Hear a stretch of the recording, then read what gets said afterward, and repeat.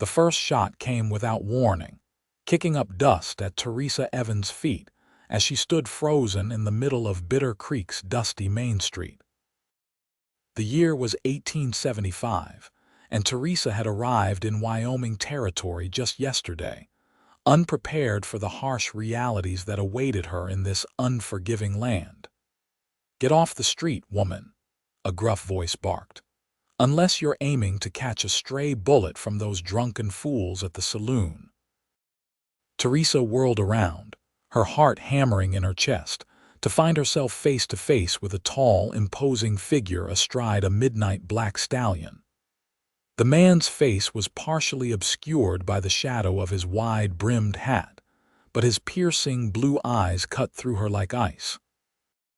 "I was just trying to reach the general store," she explained, clutching her reticule tighter. "I didn't realize this ain't Boston or wherever you fancy folk come from." He spat on the ground beside his horse. "Everything west of the Mississippi wants to kill you. The land, the weather, the people, especially the people." Another shot rang out from the saloon, followed by raucous laughter. Case in point. Teresa straightened her back, refusing to be cowed. "Thank you for your concern, sir, but Yates Tucker," he cut her off, his voice as rough as the stubble that darkened his jaw. "And it ain't concern. Just don't need another dead body cluttering up our town. Sheriff's got enough to deal with." He jerked his head toward the wooden sidewalk. "Stay out of the street. And if you're planning on sticking around, learn quick that pretty manners won't keep you breathing out here." Without waiting for a response, he nudged his horse forward, leaving Teresa standing in a cloud of dust, her cheeks burning with a mixture of fear and indignation. "Don't mind Tucker," a friendly voice called out. Teresa turned to see a plump, middle-aged woman waving from the doorway of the general store. "He talks mean to everybody. Been that way since he came back from the war." Teresa brushed the dust from her traveling skirt and made her way to the sidewalk, her legs still shaking. "He certainly mastered the art of making a poor first impression." The woman laughed. "That he has. I'm Martha Wilson, by the way. My husband and I run the general store." Teresa Evans. "I've just arrived from Philadelphia to take the teaching position." Martha's eyes widened. "Oh, you're our new schoolteacher. We've been waiting for you. Come inside, dear. I'll fix you some tea and tell you everything you need to know about surviving Bitter Creek." She lowered her voice, "including how to handle the likes of Yates Tucker."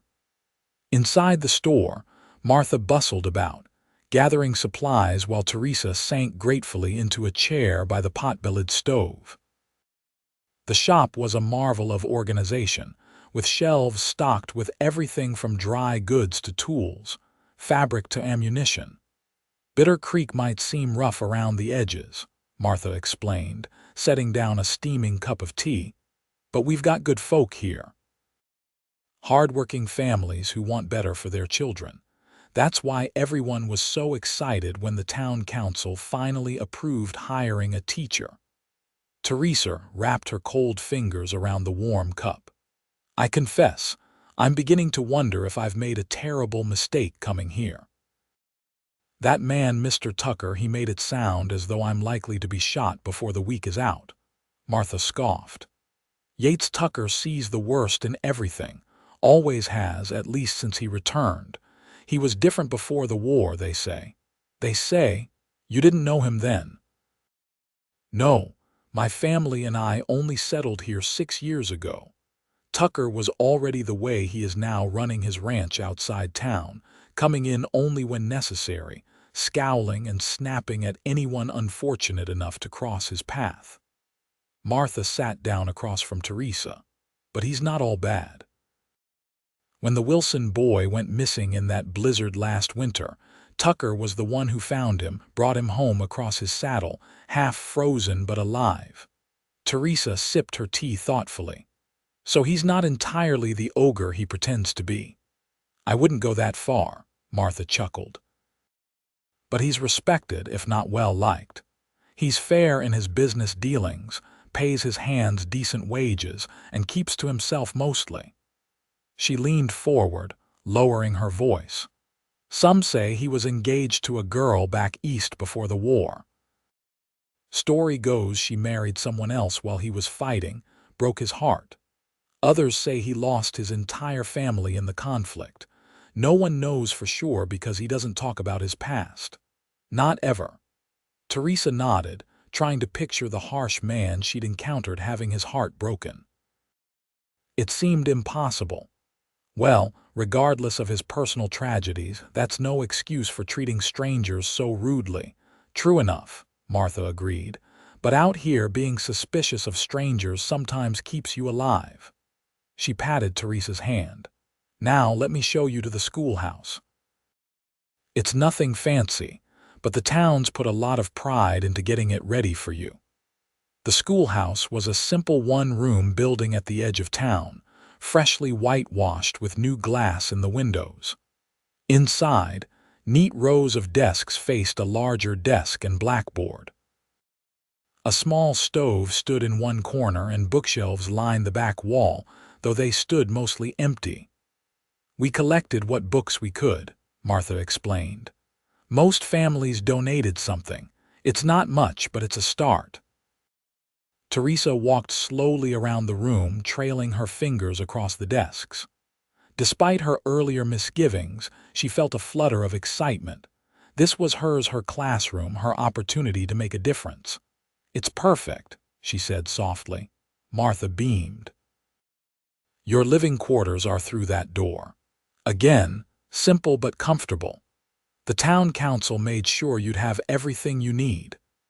The attached room was indeed small but contained a narrow bed, a washstand, a small table with 2 chairs, and a modest wardrobe.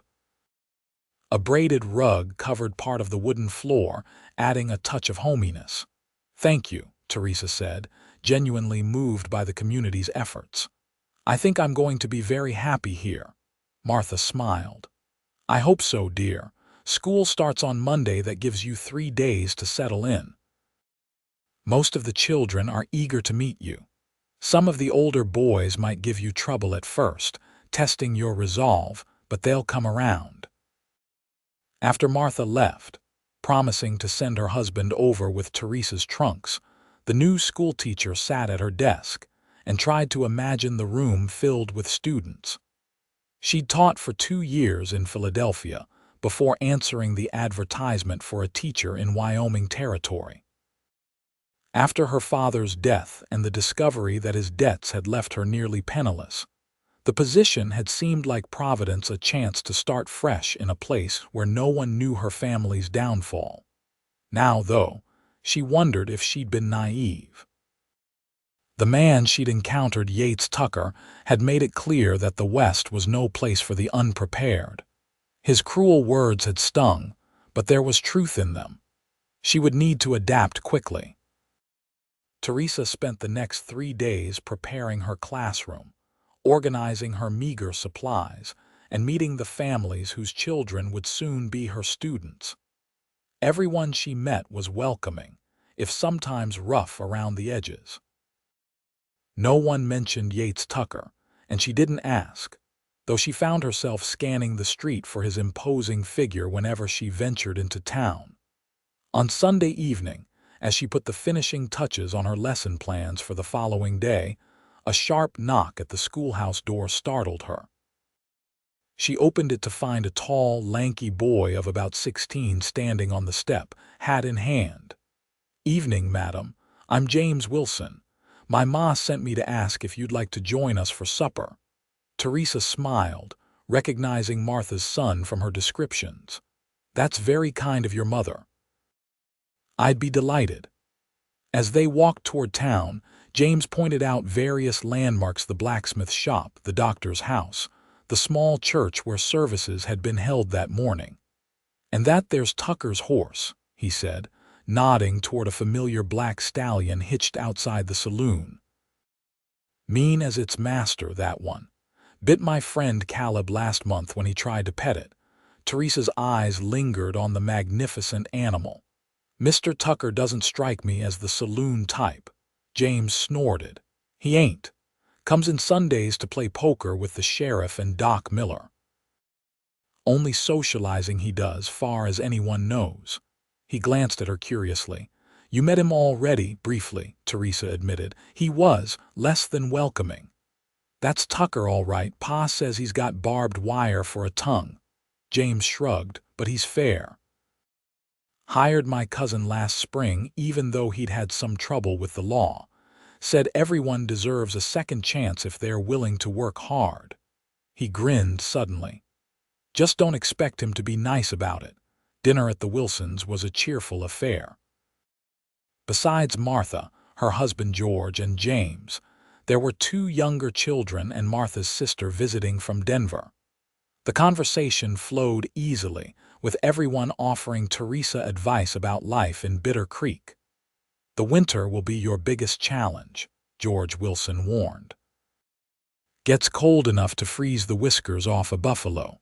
Make sure you keep plenty of firewood stacked. And watch out for the Thurlow boys, Martha added. 12 and 14 and already as wild as their father. They'll test you from day one. As the meal concluded, the conversation turned to local gossip. Did you hear about the trouble at Tucker's ranch? Martha's sister asked. George, you must know something. George nodded gravely. Rustlers hit him last night, took nearly 20 head of cattle. Tucker and his men tracked them as far as the river, but the trail went cold. That's the second time this year, Martha said. Poor man can't catch a break. Teresa, who had been listening quietly, spoke up. Is that common around here, cattle rustling? More common lately, George replied. Used to be just the occasional incident, but this past year it's been happening regular like. Tucker's been hit hardest. Because his ranch borders the reservation, James explained. Everyone assumes it's the Indians, but Tucker doesn't believe that, says it's too organized. Well, whoever it is better hope Tucker doesn't catch them, George said darkly. Man's got a long memory for wrongs done to him. The next morning, Teresa arrived at the schoolhouse early, nervous but excited for her first day. By 8 o'clock, students began arriving, some on foot, others on horseback or in wagons with parents. They ranged in age from 6 to 16, with the older boys looking particularly skeptical of their new teacher. Teresa rang the bell that hung by the door, and 27 children filed inside, taking seats and eyeing her with varying degrees of curiosity and apprehension. Good morning, she said, smiling as she wrote her name on the blackboard. I'm Miss Evans, and I'm delighted to be your new teacher. Before we begin, I'd like each of you to introduce yourself so I can learn your names. The introductions went smoothly until they reached a sandy-haired boy near the back who slouched in his seat with deliberate insolence. Caleb Thurlow, he drawled. And I ain't delighted to be here, just so you know. Several children giggled nervously. His younger brother, sitting beside him, smirked. Teresa met his gaze steadily. Well, Mr. Thurlow, while I appreciate your honesty, I expect all my students to show proper respect in this classroom. That includes sitting up straight and saying I am not rather than I ain't. Now, shall we try again? Caleb's face flushed, but before he could respond, the schoolhouse door banged open. All heads turned as Yates Tucker himself filled the doorway, his expression even stormier than when Teresa had first encountered him. Pardon the interruption, he said, though his tone suggested he wasn't sorry at all. Need to borrow Caleb and Zach Thurlow. Now. The Thurlow boys exchanged alarmed glances but stood immediately. Teresa stepped forward, her heart racing at the unexpected confrontation. Mr. Tucker, I'm afraid that's not possible. School has just begun and their pa works for me, Tucker cut her off. He's been injured tracking rustlers. Boys need to see him at the doctor's. Teresa softened slightly at this news, but still felt compelled to maintain her authority. I understand, but in the future, I would appreciate if such matters could be handled before or after school hours." Tucker's blue eyes narrowed dangerously. "Lady out here, emergencies don't run on a schoolmarm's schedule. These boys are coming with me." He turned to the Thurlow brothers. "Get your things." As the boys grabbed their books, Teresa moved closer to Tucker, lowering her voice. "I sympathize with the situation, Mr. Tucker, but undermining my authority on my first day sets a poor precedent." "Your authority?" he scoffed quietly. "You've been here all of 5 minutes. You don't know these kids, their families, or the realities they face. This ain't Philadelphia, Miss Evans. Out here, survival trumps book learning every time." Without waiting for her response, he turned and strode out, the Thurlow boys trailing behind him. Teresa was left standing at the front of her classroom, 25 pairs of eyes watching to see how she would handle the humiliation. Drawing a deep breath, she turned back to her students with a forced smile. "Well, it seems the Thurlow boys have an unexpected family emergency. Let's continue with our introductions, shall we?" The rest of the day passed without incident, though Teresa could sense the children watching her, measuring her reactions, testing her patience in small ways. By the time the last student filed out, she was exhausted but satisfied. Despite the rocky start, she'd managed to establish some basic rules and even conduct preliminary assessments of their reading and arithmetic skills. She was just locking up when she heard the sound of approaching hoofbeats. Turning, she saw Yates Tucker riding toward her, alone this time. Her spine stiffened as she prepared for another confrontation. He dismounted with fluid grace, tying his horse to the hitching post before approaching her.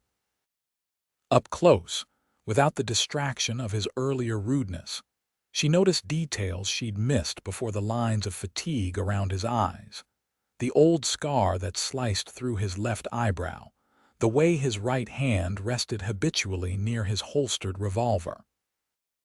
"Miss Evans," he said, removing his hat in a gesture that surprised her. "I owe you an apology." She blinked, caught off guard by this unexpected overture. "You do. For disrupting your class this morning, it was." He seemed to struggle with the word, inconsiderate. "Could have handled it different." Teresa studied him, trying to reconcile this grudging apology with the harsh man she'd encountered twice before. "I appreciate that, Mr. Tucker. How is Mr. Thurlow? He'll live." "Took a bad fall when his horse spooked, broke his arm, cracked some ribs." Tucker's jaw tightened. Rustlers fired at him when he got too close. How awful. The boys must have been worried sick. Tucker nodded. "They were. That's why I came for them." His eyes met hers directly. "Still, I should have sent word ahead or waited till you broke for lunch."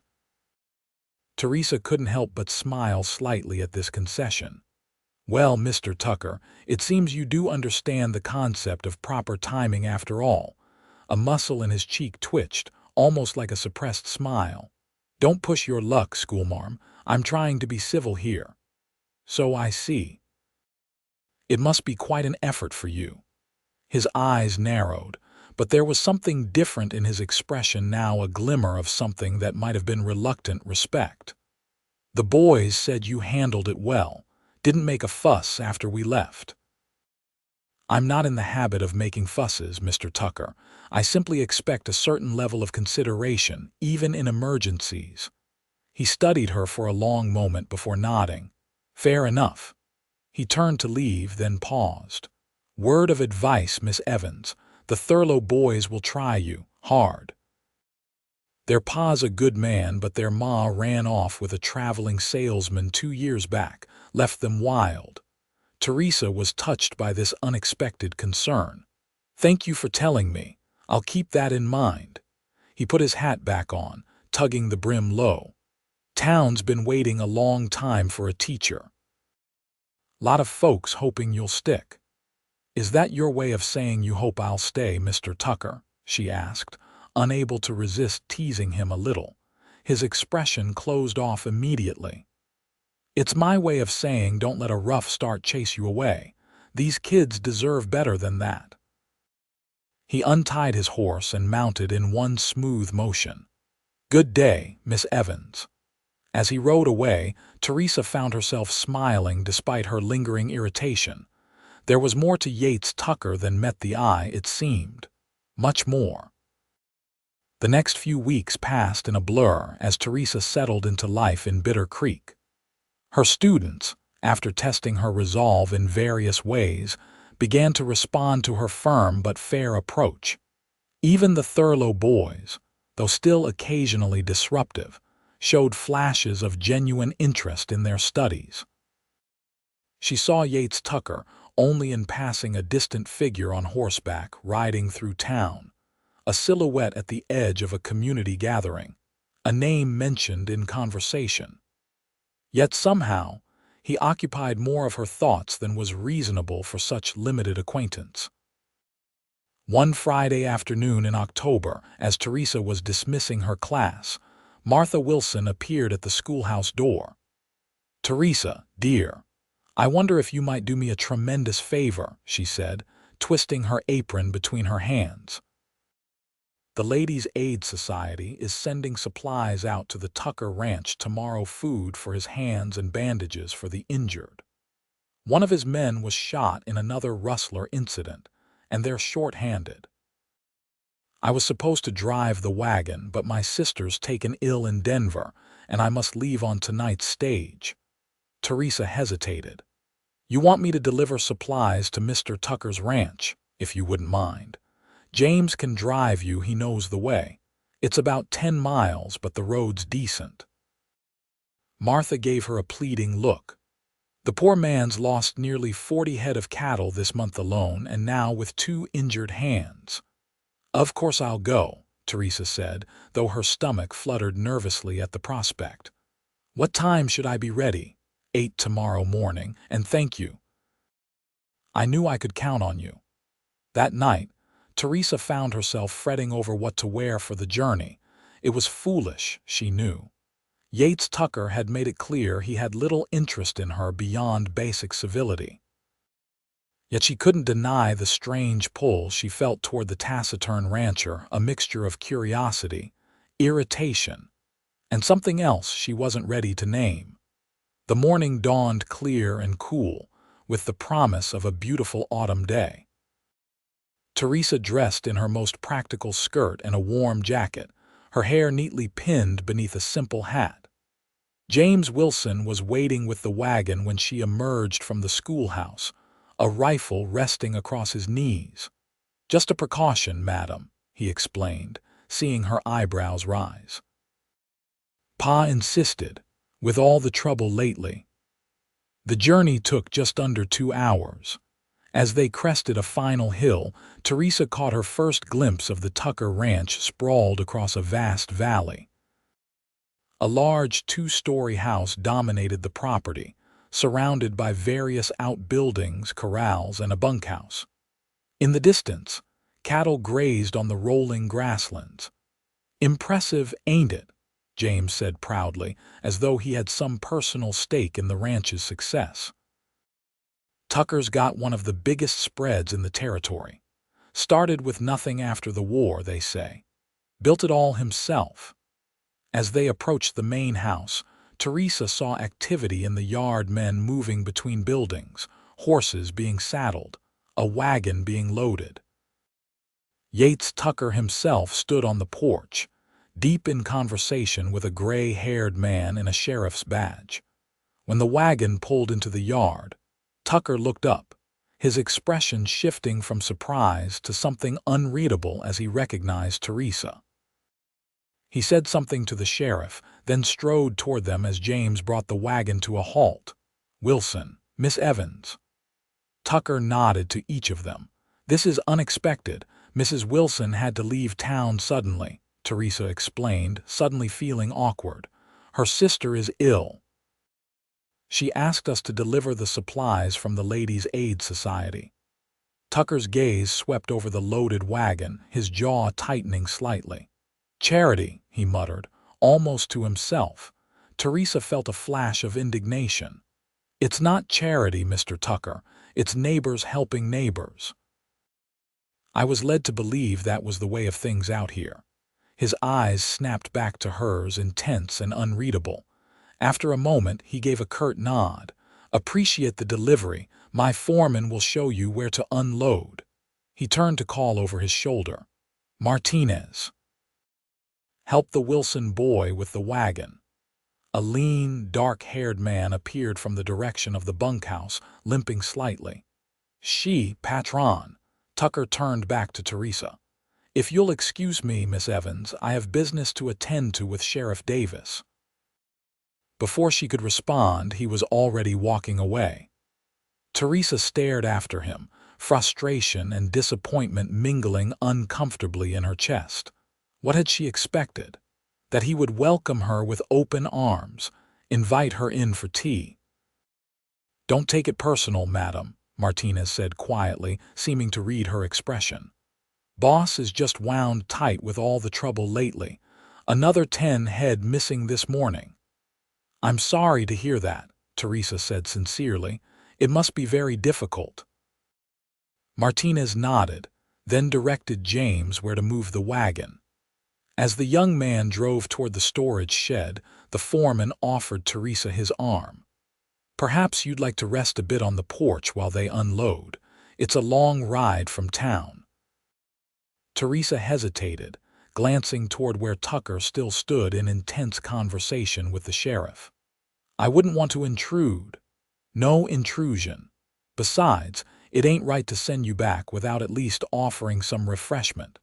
Boss would have my hide if he weren't so distracted. Martinez smiled, revealing a gold tooth. He was raised a gentleman, whatever he pretends nowadays. Curiosity overcame her reluctance, and Teresa allowed Martinez to escort her to the porch. As they approached, she could hear fragments of Tucker's conversation with the sheriff. Not random anymore, Yates. They're targeting you specifically. Tell me something I don't know, John. Question is why, and who's behind it? Could be Harlan Blackwood. He's had his eye on your water rights for years. Tucker shook his head. Blackwood's a snake, but he's not stupid. This is too risky, even for him. They fell silent as Teresa and Martinez reached the porch steps. Tucker turned, appearing startled to find her still there. The sheriff, a weathered man in his 60s, tipped his hat. Madam, don't believe we've been introduced. John Davis. Teresa Evans. I'm the new teacher in Bitter Creek. Recognition lit the sheriff's eyes. Ah, heard good things about you, Miss Evans. My grandson Nathan says you're the best teacher they've ever had. Course, you're also the only teacher they've ever had. He chuckled at his own joke. Nathan is one of my brightest students, Teresa said warmly. His reading has improved remarkably in just a few weeks. Hear that, Yates? Boy's finally learning his letters proper. Sheriff Davis clapped Tucker on the shoulder. All because the town finally listened to you and hired a real teacher. Teresa's eyebrows rose in surprise. The town listened to Mr. Tucker. Been pushing the council for a school for years, Davis explained. Offered to donate the land and lumber himself if they'd get off their duffs and hire someone. He grinned at Tucker's obvious discomfort. Don't let him fool you with that growly bare act, Miss Evans. Man believes in education something fierce. That's enough, John, Tucker muttered, his ears reddening slightly. Don't you have a town to protect? The sheriff laughed. I know when I'm being dismissed. Miss Evans, pleasure meeting you. You need an escort back to town, you let me know. Don't trust the roads much these days. With a final nod, he descended the porch steps and headed for his horse. An awkward silence fell after the sheriff's departure. Teresa studied Tucker with new interest, trying to reconcile this information with the gruff man she'd encountered before. You advocated for the school. She finally asked. Tucker shifted uncomfortably. Kids deserve an education, doesn't matter where they live. He gestured toward a bench on the porch. Sit if you want. Martinez, bring some coffee and whatever Mrs. Hendricks has in the kitchen. Right away, patron. The foreman disappeared into the house, leaving them alone. Teresa settled on the bench, removing her hat and smoothing her skirt. Tucker remained standing, his posture tense as he gazed out over his property. "You have a beautiful ranch, Mr. Tucker," she said, trying to ease the tension. "How long have you been here?" 10 years. His answer was clipped as though resenting the personal question, and before that he shot her a suspicious glance. "Virginia, originally." After a pause, he added reluctantly, "Served with the 5th Virginia Cavalry during the war." Teresa absorbed this information silently. A Confederate soldier, then. That explained some things: the lingering bitterness, perhaps the reluctance to speak of the past. Many Southern men had headed west after the war, looking to rebuild their lives far from the devastation of their homeland. "My father was a professor at the University of Pennsylvania," she offered, sensing that a fair exchange might encourage him. "He died last year. There were financial difficulties afterward. That's why I came west, for a fresh start." Tucker studied her for a long moment. "Sorry about your father," he said finally, his voice softer than she'd ever heard it. "Thank you." Martinez returned with a tray holding a coffee pot, cups, and a plate of biscuits. He set it on a small table near Teresa. "Mrs. Hendricks says to apologize for not having anything fancier. She wasn't expecting company."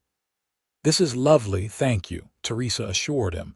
As Martinez retreated, Tucker finally sat, though he maintained a careful distance from her on the long bench. He poured coffee for both of them, his movements surprisingly graceful for such a large man. "Sugar?" he asked, revealing unexpected good manners. "Yes, please. 1 spoonful." They sipped their coffee in silence for a moment. Teresa was acutely aware of his presence beside her, the faint smell of leather and horses, the controlled power in his large frame, the way he cradled the coffee cup in hands that bore the marks of hard physical labor. "How are the Thurlow boys doing?" he asked suddenly. "They staying out of trouble?" Teresa smiled slightly. "Mostly. Caleb shows real promise in mathematics when he applies himself. Zach is struggling more, but he has a talent for drawing that I'm trying to encourage." Tucker nodded thoughtfully. "Their father worries about them. Feels responsible for their mother leaving, though it wasn't his fault." "Children often blame themselves when families fracture," Teresa said. "I've been trying to give them extra attention without making it obvious." "That's good of you." He glanced at her, then away quickly. "The town got lucky with you." The unexpected compliment warmed her more than it should have. "Thank you, Mr. Tucker.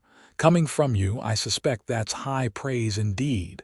A ghost of a smile touched his lips before disappearing. "Don't get used to it, Miss Evans. I'm not known for my flattery." "So I've gathered," she said dryly. "In fact, your reputation for directness precedes you." "Is that what they're calling it these days, directness?" He shook his head. "People talk too much in that town, perhaps, but I've found there's usually some truth beneath the gossip." She hesitated, then asked the question that had been nagging at her. "Why did you speak to me so harshly that first day? You didn't know me at all." Tucker's face closed off immediately.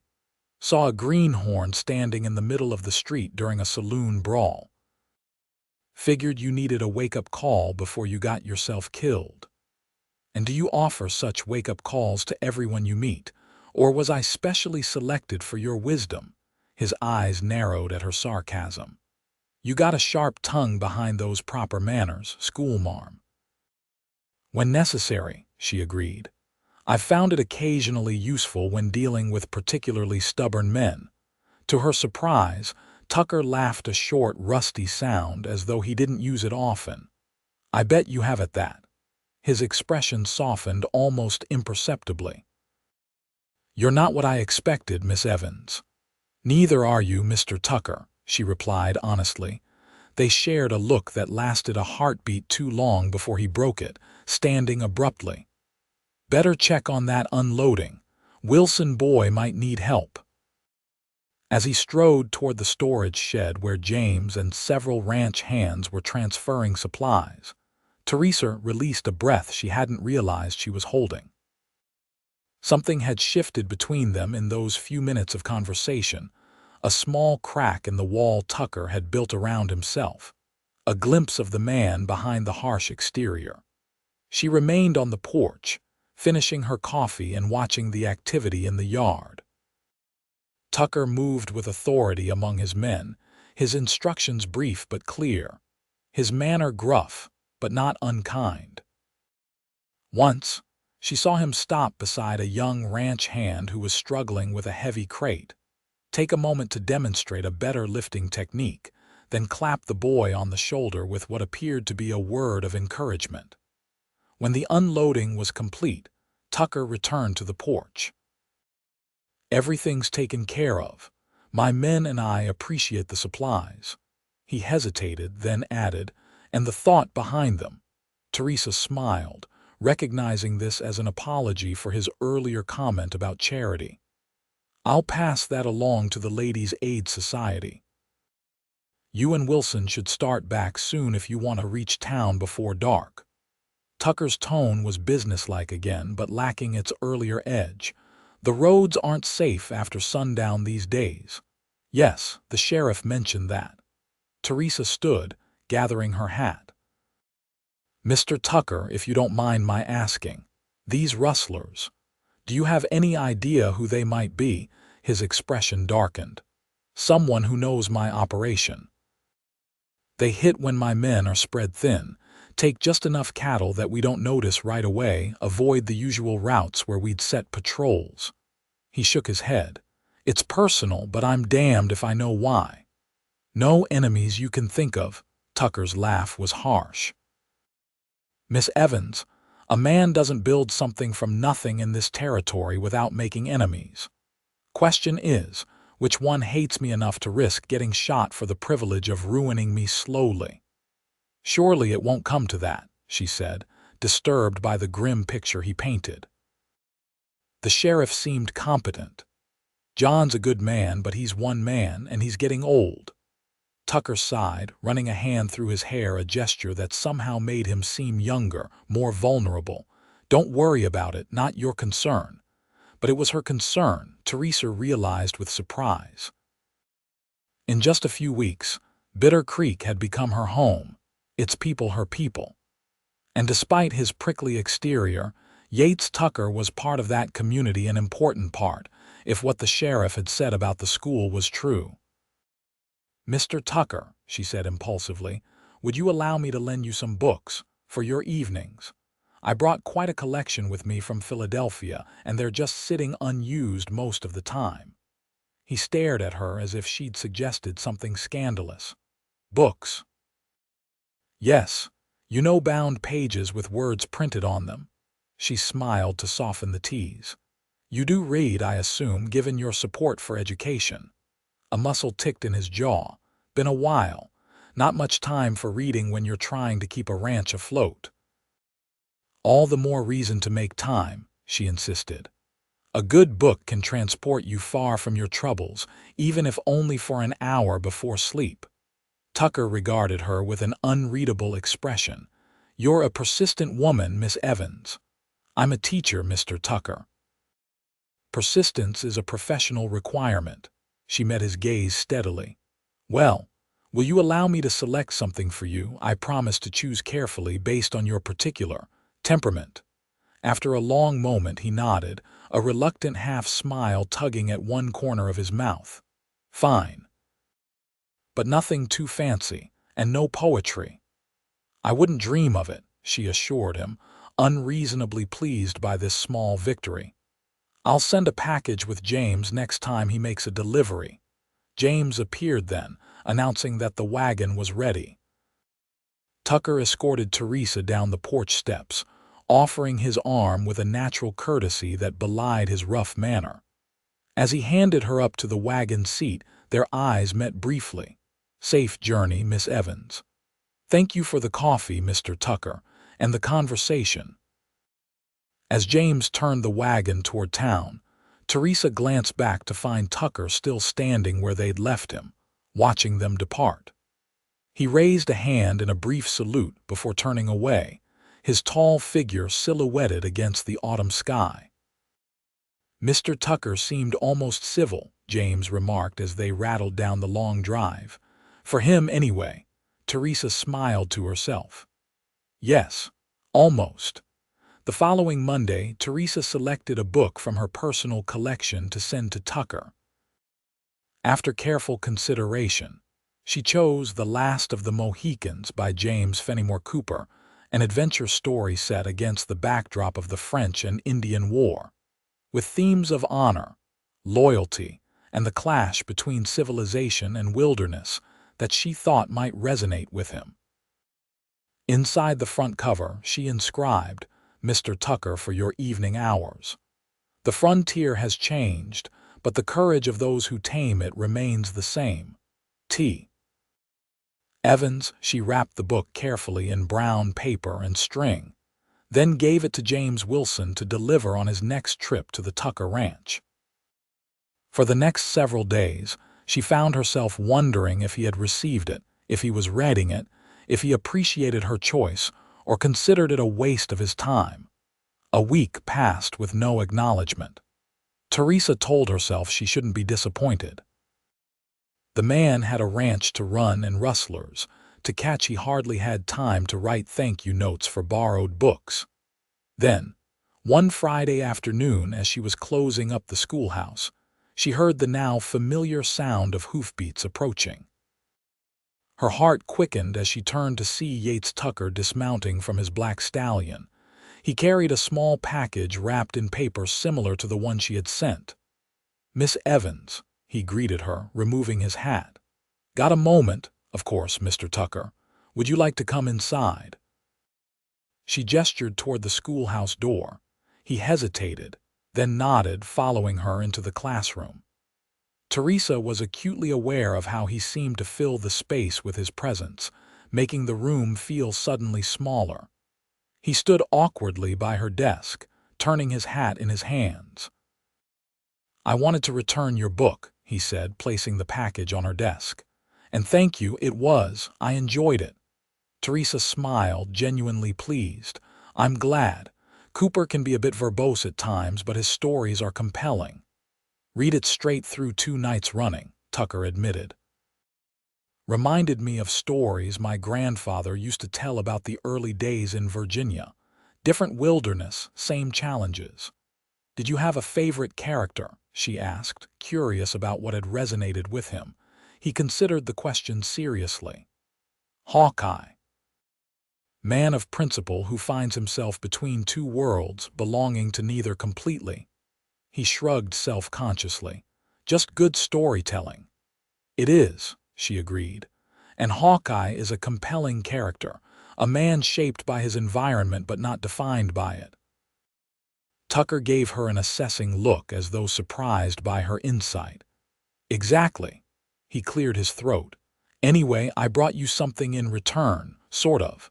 From inside his coat, he produced a small leather-bound volume. "Found this in a trunk I hadn't opened in years. Thought it might interest you, being a teacher and all." Teresa accepted the book curiously, opening it to find The Prairie by the same author, James Fenimore Cooper. "Another Cooper novel. I haven't read this one. It's the last of his Leatherstocking tales. Features Natty Bumppo Hawkeye in his final days." Tucker's voice softened slightly. "My father gave it to me before I left for the war, said it might remind me of home when I was far away." The personal significance of the gift struck Teresa deeply. "Mr. Tucker, I can't accept this." "It's clearly important to you. Just a loan," he clarified quickly. "Like yours was to me. Thought you might enjoy it. I'm sure I will." She ran her fingers lightly over the worn leather binding. "Thank you.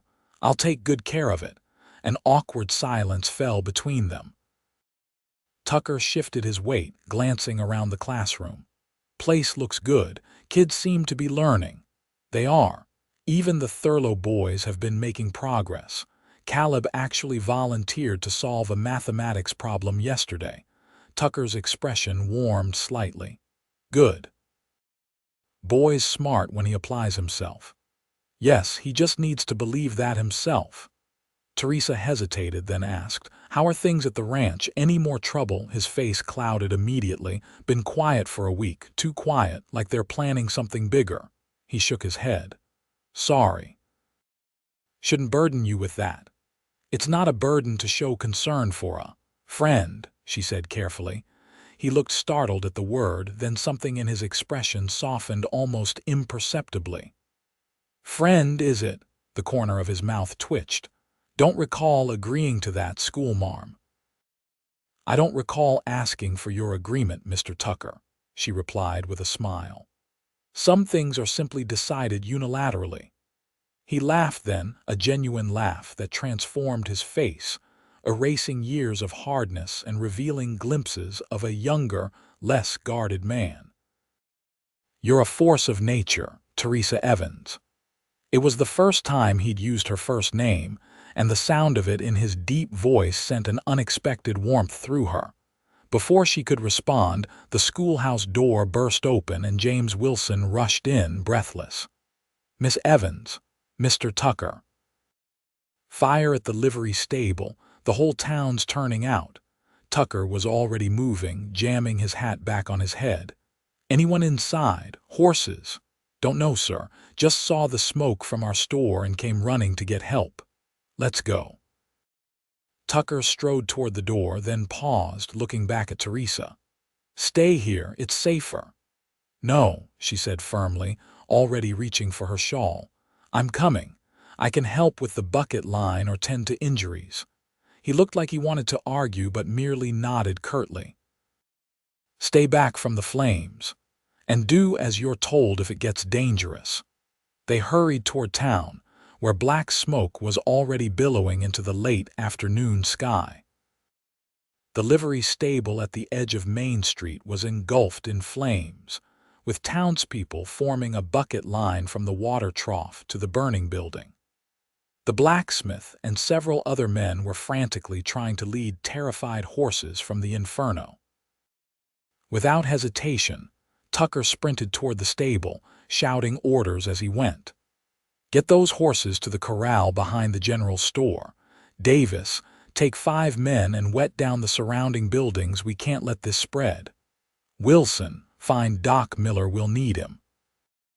Teresa joined the women who were filling buckets from the town's well, passing them along the line toward the fire. The heat was intense, the smoke acrid in her lungs.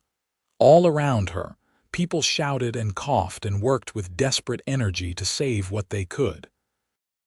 Through the chaos, she kept catching glimpses of Tucker directing men, leading a panicked horse to safety, shouldering a beam that threatened to collapse on 2 teenagers who joined the bucket line. He moved with purpose and authority, his face grim but composed, and people responded to his commands without question. After what seemed like hours but was probably less than one, the fire was finally brought under control. The livery stable was a total loss, but the surrounding buildings had been saved, and miraculously, all the horses had been rescued. People began to disperse, exhausted and smoke-stained, returning to their homes or gathering in small groups to discuss the disaster. Teresa was helping an elderly woman to a bench when Sheriff Davis approached, his face grim beneath a layer of soot. "Miss Evans, you seen Tucker?" "Not in the last few minutes," she replied, scanning the crowd. "Is something wrong? Need to speak with him. Urgent." The sheriff's expression was troubled. "If you see him, tell him I'm looking for him. I'll be at my office." As Davis walked away, Teresa felt a prickle of unease. She continued searching the dispersing crowd until she finally spotted Tucker near what remained of the stable, deep in conversation with the blacksmith. His face was streaked with soot, his shirt torn at one shoulder, but he appeared uninjured. She approached cautiously. not wanting to interrupt. As she drew closer, she caught fragments of their intense discussion. "Deliberately set, no question," the blacksmith was saying. "Found coal oil splashed on the back wall. Anyone see anything suspicious?" Tucker asked, his voice tight with controlled anger. "Stranger rode through about an hour before the fire started. Didn't stop, just passed through slow-like looking around. Description: tall, lean fella, wore a duster despite the warm day, had his hat pulled low." The blacksmith shook his head. "Nothing distinctive except—" He hesitated. "Except what?" Tucker pressed. "Had a silver spur on his left boot only. Caught the sun as he rode past. Thought it odd at the time." Tucker went very still. "You're sure?" "Silver spur, left foot only. Sure as I'm standing here," the blacksmith confirmed.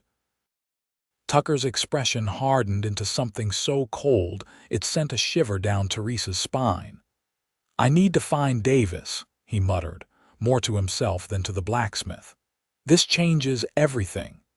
He turned and nearly collided with Teresa, who had moved closer without realizing it. For a moment he looked startled, as though he'd forgotten where he was. "Miss Evans," he said, recovering quickly, "you should get back to the schoolhouse. It's been a long day."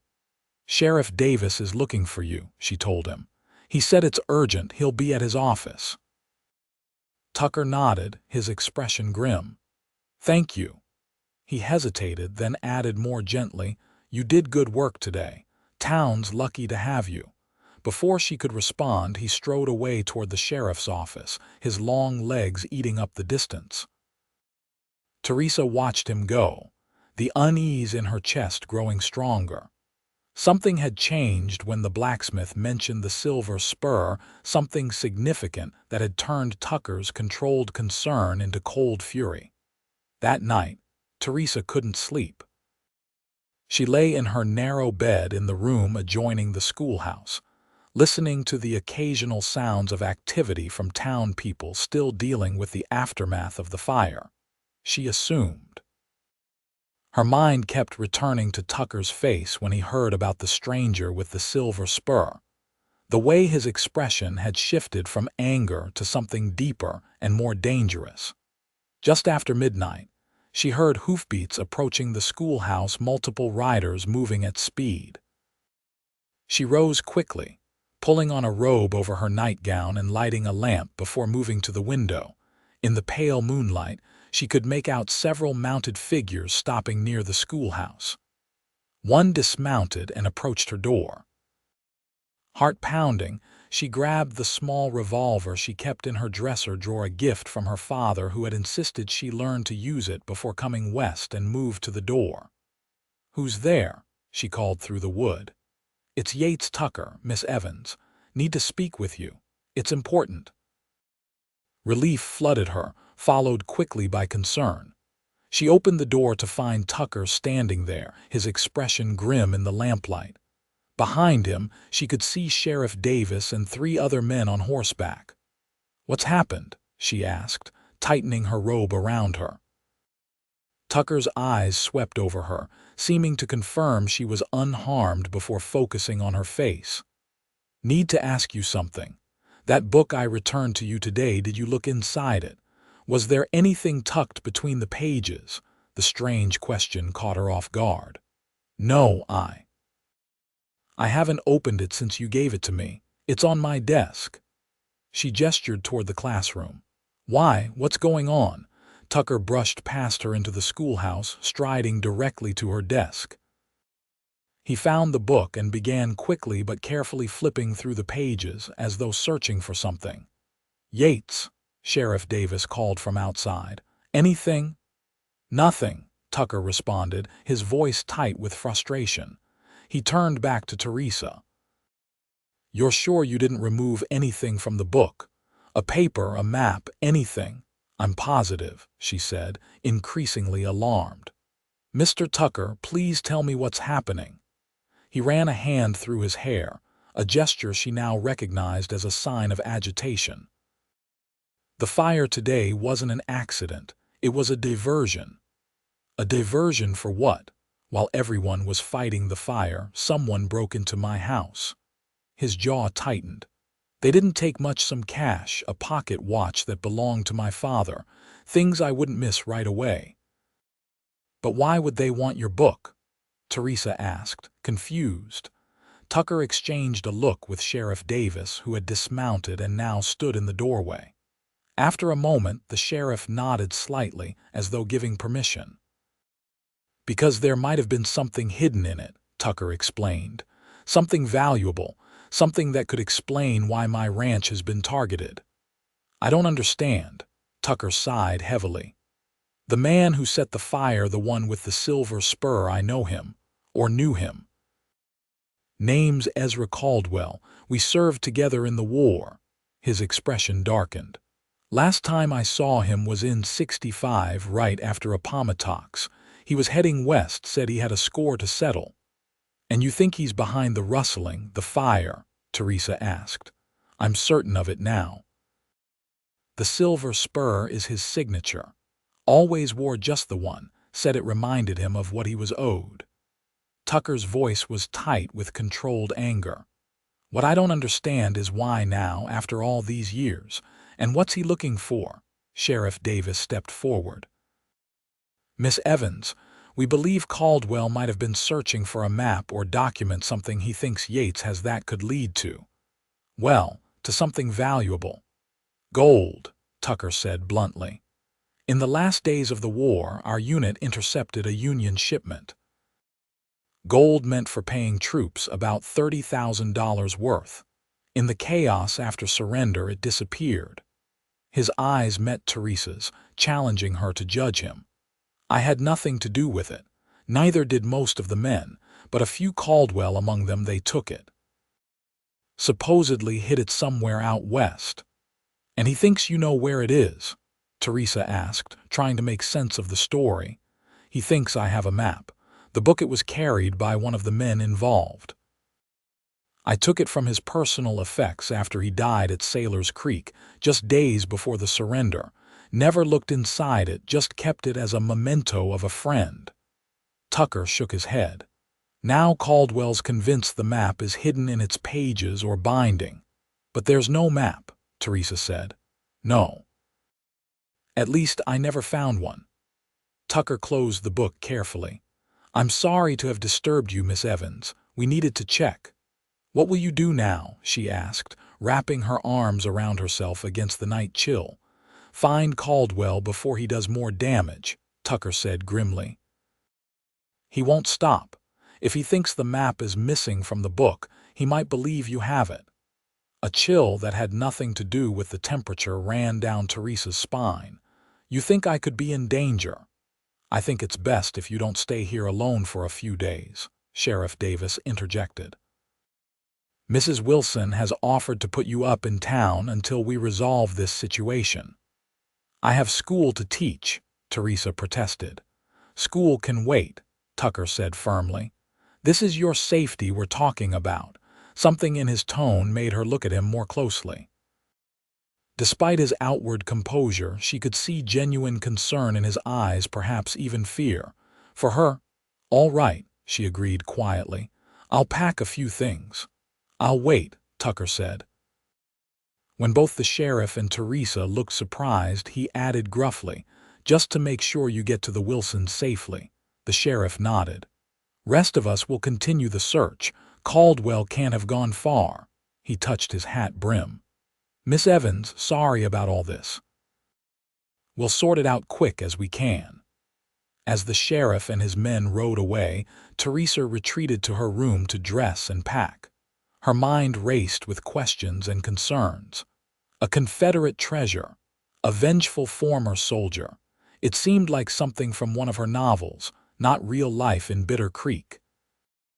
When she emerged with her carpetbag, she found Tucker standing by her desk, the Cooper novel still in his hands. He looked up as she entered, his expression troubled. "I've put you in danger," he said without preamble. "I never should have brought this book here." "You couldn't have known," she replied. "You thought it was just a book. Still," he set it down carefully, "Caldwell is dangerous, Teresa. He was unstable even before the war ended, now with this fixation. He trailed off, shaking his head. The use of her first name again sent a small thrill through her, despite the circumstances. "What will you do if you find him?" Tucker's expression hardened. "What I have to."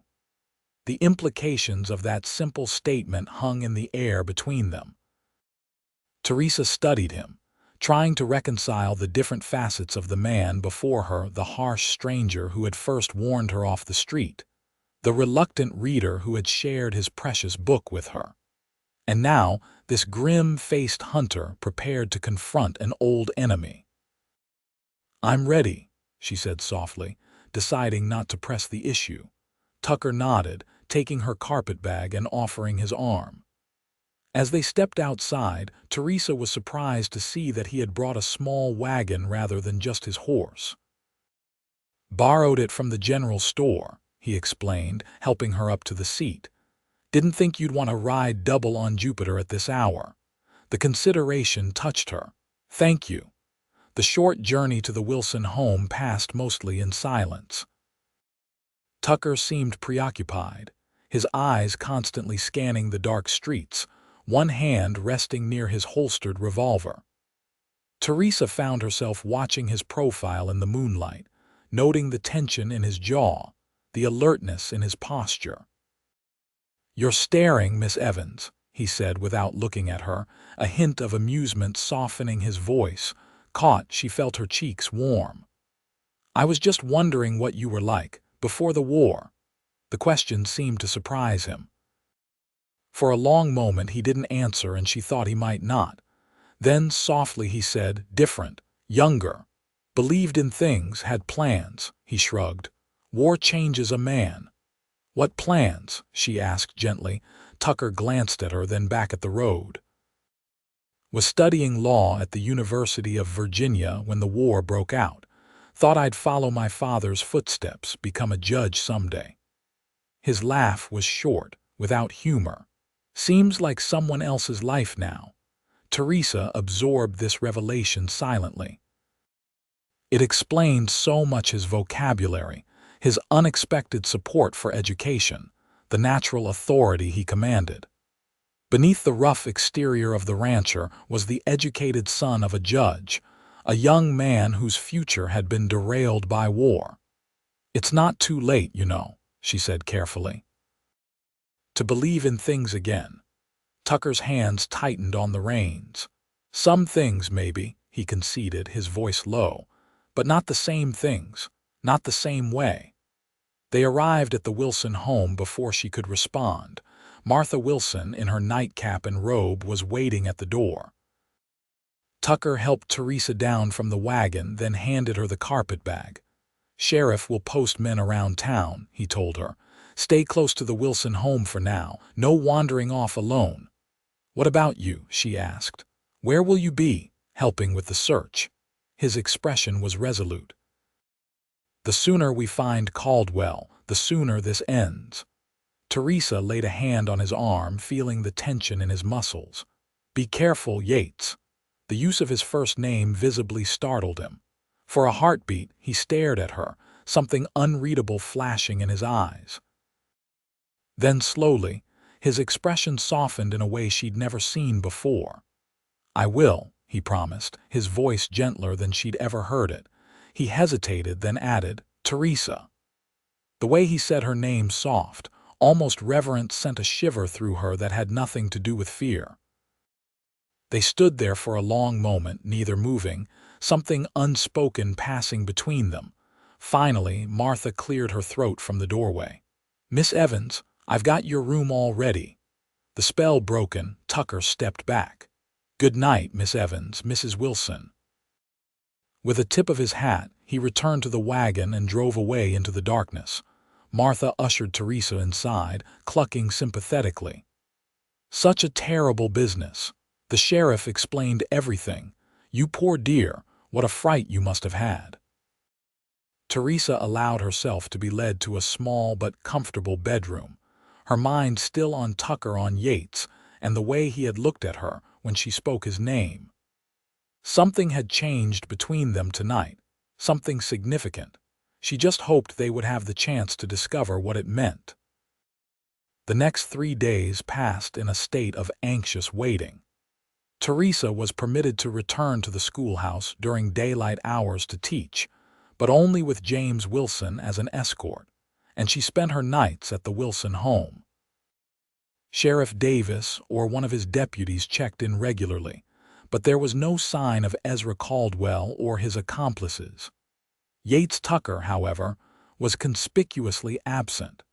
According to the sheriff, he was scouting the countryside with some of his ranch hands, searching for Caldwell's trail. His absence left Teresa with a persistent sense of unease that she tried to attribute to the general situation rather than personal concern for the rancher. On the 4th day, as she was dismissing her students, Sheriff Davis appeared at the schoolhouse door. One look at his grave expression sent a chill through her. "What's happened?" she asked as soon as the last child had filed out. "Caldwell made his move," Davis said grimly. "Hit the Tucker ranch at dawn. 2 of Yates's men wounded, not seriously. They drove the attackers off, but not before they burned one of the barns." Teresa's hand flew to her mouth. "And Yates, is he?" "He's fine," Davis assured her quickly. "Mad as hell, but unharmed. He's at the ranch now, dealing with the aftermath." Relief washed through her, followed immediately by renewed concern. "What happens now?" Caldwell left a message. "Says he wants to meet with Tucker. Alone." The sheriff's weathered face was troubled. "Says he'll return what was stolen and leave the territory peacefully if Tucker gives him the map." "But there is no map," Teresa protested. "Caldwell doesn't believe that. He's convinced Tucker has it and is planning to find the gold himself." Davis sighed heavily. "Man's obsessed. Been nursing this grudge for a decade, apparently. Yates isn't going to meet with him, is he?" "It would be dangerous." Davis gave her a long look. "He's considering it. Thinks it might be the only way to end this without more bloodshed." "That's insane. Caldwell clearly wants to kill him." "Likely so," the sheriff agreed. "Which is why I'm trying to talk him out of it." "Thought you might help with that." Teresa blinked in surprise. "Me? I hardly know the man." Davis's expression was knowing. "You know him better than most, Miss Evans, and he listens to you, or at least he might. What would you have me do? Ride out to the ranch with me? Talk some sense into him before he does something foolish." The sheriff's eyes were pleading. "I've known Yates Tucker for 10 years, and I've never seen him like this, reckless, angry. It's personal now, and that makes him dangerous to himself." Teresa hesitated only briefly. "Let me get my things." The ride to the Tucker ranch took longer than expected due to the sheriff's caution. He insisted they take an indirect route, watching constantly for signs of ambush. When they finally arrived, the damage was immediately visible: a blackened shell where a barn had stood, men working to clear debris, an atmosphere of tense vigilance. Yates Tucker emerged from the main house as they rode in, his expression shifting from alert wariness to surprise when he recognized Teresa. He strode toward them as they dismounted, his focus entirely on her. "What are you doing here?"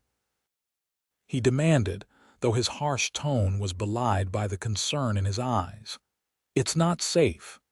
"That's what I've been trying to tell you about your planned meeting with Caldwell," Sheriff Davis interjected. "Brought Miss Evans along to help convince you." Tucker's gaze snapped to the sheriff. "You had no right to involve her in this." "She's already involved," Davis countered. "Has been since you gave her that book. Besides, I'm running out of arguments that you'll listen to." Tucker's jaw clenched, but before he could respond, Teresa stepped forward. "Could we speak privately, Mr. Tucker?" she asked, deliberately formal in front of the others. After a moment's hesitation, he nodded curtly. Inside. The interior of the Tucker ranch house was surprisingly elegant, well-crafted furniture, good rugs, bookshelves lining one wall of what appeared to be a study.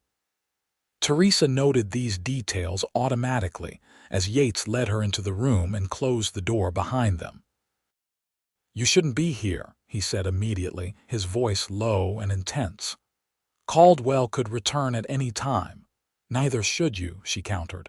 "Yet you're planning to meet with him alone. It's the only way to end this." Tucker paced the room, agitation evident in every movement. "He won't stop, Teresa. He burned my barn today. Tomorrow it could be your schoolhouse or the Wilson store or any place in town where innocent people might be hurt. And you think sacrificing yourself will solve that?" she challenged. "He'll kill you, Yates. You must know that." He stopped pacing and looked at her directly. "Maybe, or maybe I'll kill him. Either way, it ends. That's not a solution. That's suicide or murder." "What would you have me do?" he demanded, frustration evident in his voice. "Wait for him to burn down the whole town? Watch my ranch hands get picked off one by one. I can't just sit by and let him destroy everything I've built." Teresa moved closer to him, close enough to see the exhaustion in his eyes, the strain around his mouth. "I understand your anger. I do. But meeting him alone, on his terms, that's giving him exactly what he wants." "I don't have a choice," Tucker insisted, though with less conviction than before. "You always have a choice, Yates." She reached out impulsively and laid her hand on his arm. "The sheriff believes there's another way. A way to trap Caldwell without risking your life needlessly." He looked down at her hand on his arm, then back to her face. Something shifted in his expression, the hard edges softening, the anger giving way to something more vulnerable. "You called me Yates," he said quietly. "You've been doing that lately." "It's your name," she replied, suddenly aware of how close they were standing. "Should I not use it?" "No, He hesitated, searching for words. "I like the way it sounds when you say it." The simple admission sent warmth spreading through her chest. "Yates," she said again, softly. "Please listen to reason. Please don't do this." He sighed deeply, some of the tension leaving his body. "You're a stubborn woman, Teresa Evans. So I've been told. Frequently." She offered a small smile. "Usually by you." That drew a reluctant chuckle from him. "Fair point." He ran a hand through his hair, a gesture she now recognized as a sign he was reconsidering his position. "What does Davis suggest?" "I don't know the details. He wanted me to convince you to hear him out." She kept her hand on his arm, feeling the solid warmth of him through his shirt sleeve. "Will you?" "For me," his eyes met hers, holding her gaze for a long moment. "For you," he agreed finally, "but I make no promises beyond listening." Relief flooded through her. "Thank you." Tucker nodded, then surprised her by covering her hand with his own. "You're taking terrible risks coming out here, getting involved in this mess." "So are you," she pointed out, "and it would be a poor friendship indeed if I stood by while you walked into danger." "Friendship," he repeated as though testing the word. "Is that what this is between us?" Teresa felt her breath catch at the question and the look in his eyes that accompanied it. "I thought so," she said carefully. Although, he prompted when she hesitated, "I find myself caring. What happens to you, more than might be appropriate for mere friendship." The admission cost her something in pride, but she couldn't regret it, not when it might help save his life. Tucker's expression softened in a way she'd never seen before, the harsh lines of his face transformed by something that looked remarkably like tenderness. "Teresa," he began, his voice husky with emotion. A sharp knock at the door interrupted whatever he had been about to say. The moment shattered as Tucker stepped back, his face closing off once more. "Come in," he called, his voice returning to its usual gruff tone. Sheriff Davis entered, looking between them with barely concealed curiosity. "Well, has Miss Evans talked some sense into you?" Tucker nodded curtly. "I'll hear your plan. No promises beyond that." Relief washed over the sheriff's face. "Good, that's good." He glanced at Teresa. "Thank you, Miss Evans. Whatever you said, it worked." She smiled slightly, keenly aware of Yates watching her. "I merely appealed to Mr. Tucker's sense of reason." "Is that what you call it?" Tucker muttered, though there was a hint of something almost like humor in his voice. The three of them spent the next hour discussing the sheriff's plan. Caldwell had demanded a meeting at an abandoned mining camp in the foothills, 10 miles from town. Instead of Tucker going alone, as instructed, the sheriff proposed setting a trap deputies concealed around the site, ready to move in once Caldwell showed himself.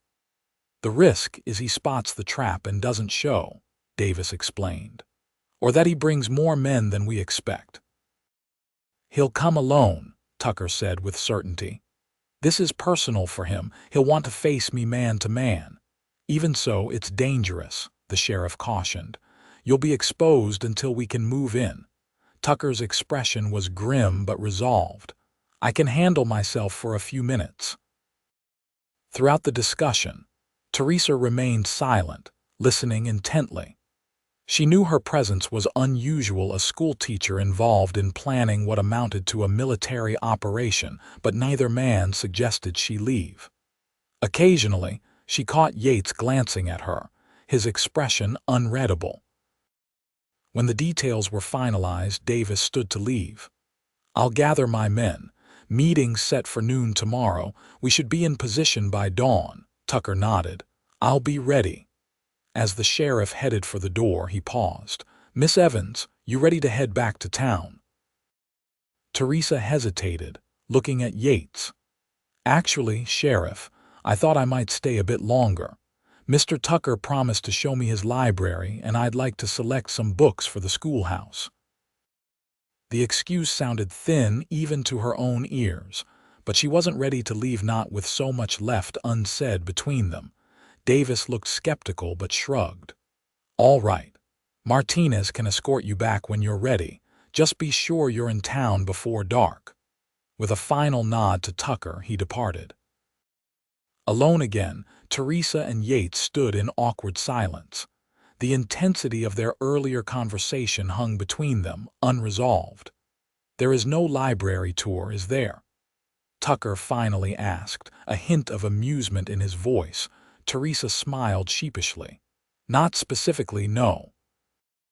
Though I wouldn't turn down the opportunity to examine your book collection more closely. Such as it is." He gestured toward the shelves that lined one wall of the study. "Help yourself." As she moved to the bookshelves, running her fingers along the spines, she felt him watching her. The collection was surprisingly extensive and varied: history, law, philosophy, some fiction. Many of the volumes looked well read, despite his claim that he had little time for reading these days. "These were your father's books?" she asked, pulling out a volume of Blackstone's commentaries. "Some. Others I collected before the war, a few I've acquired since." He moved to stand beside her. "Never could bring myself to part with them, even when I needed the money." Teresa replaced the law book and selected a collection of Shakespeare's sonnets. "This doesn't seem like your kind of reading." A faint smile touched his lips. "It was my mother's. She used to read to me when I was a boy, had a beautiful voice." "She's gone?" Teresa asked gently. "Yellow fever. 1859. Father followed a year later, heart." His voice was matter-of-fact, but she could sense the old grief beneath the words. "Grew up fast after that. Then the war came." Teresa nodded, understanding better now the layers of loss that had shaped him. "My mother died when I was 8. Influenza. Father raised me alone after that." She ran her fingers over the book's leather binding. "He was a good man. Impractical about money, but generous with his time, his knowledge." "You miss him," Yates observed. "Every day." She smiled sadly. "He would have loved the adventure of coming west, though he would have been hopeless at the practical aspects of frontier life." "Unlike his daughter," Tucker said with unexpected warmth. "You've adapted well to Bitter Creek, better than many who have tried." The compliment pleased her more than it should have. "I've had help," The Wilsons, the other families, even you in your way. Me." He looked genuinely surprised. "I've done nothing but cause you trouble. You warned me of dangers. You supported the school before I ever arrived. You've shared your books." She met his gaze steadily. "And you've shown me that even the harshest exterior can hide a thoughtful mind and a good heart." Tucker looked away, visibly uncomfortable with her praise. "You give me too much credit." "I don't think I give you enough," she replied softly. He turned back to her, his expression intense. "Teresa, after tomorrow." He paused, seeming to struggle with his words. "If this goes badly, it won't," she interrupted firmly. "The sheriff's plan is sound, and you're not going alone. Even so, there are things I should say, things I want you to know." Her heart quickened at his tone. "I'm listening." Tucker took a deep breath, as though preparing to leap from a great height. "When I first saw you, standing in the middle of the street like you owned it, I thought you wouldn't last a week. Too fine, too proper for a place like Bitter Creek." He shook his head, a rueful smile touching his lips. "I was wrong. You're stronger than anyone I've ever known. Braver, too, in your way." "Yates, let me finish," he said gently. "Please." When she nodded, he continued, "I've been alone a long time, by choice mostly. Figured it was easier that way, safer." His eyes held hers, unflinching now. "Then you came along with your books and your questions and your kindness. And suddenly being alone didn't seem so sensible anymore." Teresa felt tears pricking at her eyes. "What are you saying?" "I'm saying that I care for you. More than I should, given who I am and what I've done.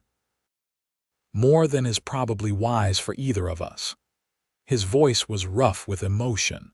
"And if tomorrow goes wrong, I didn't want to die without telling you that." The declaration, simple and direct, stole her breath. She reached for him instinctively, her hand finding his cheek.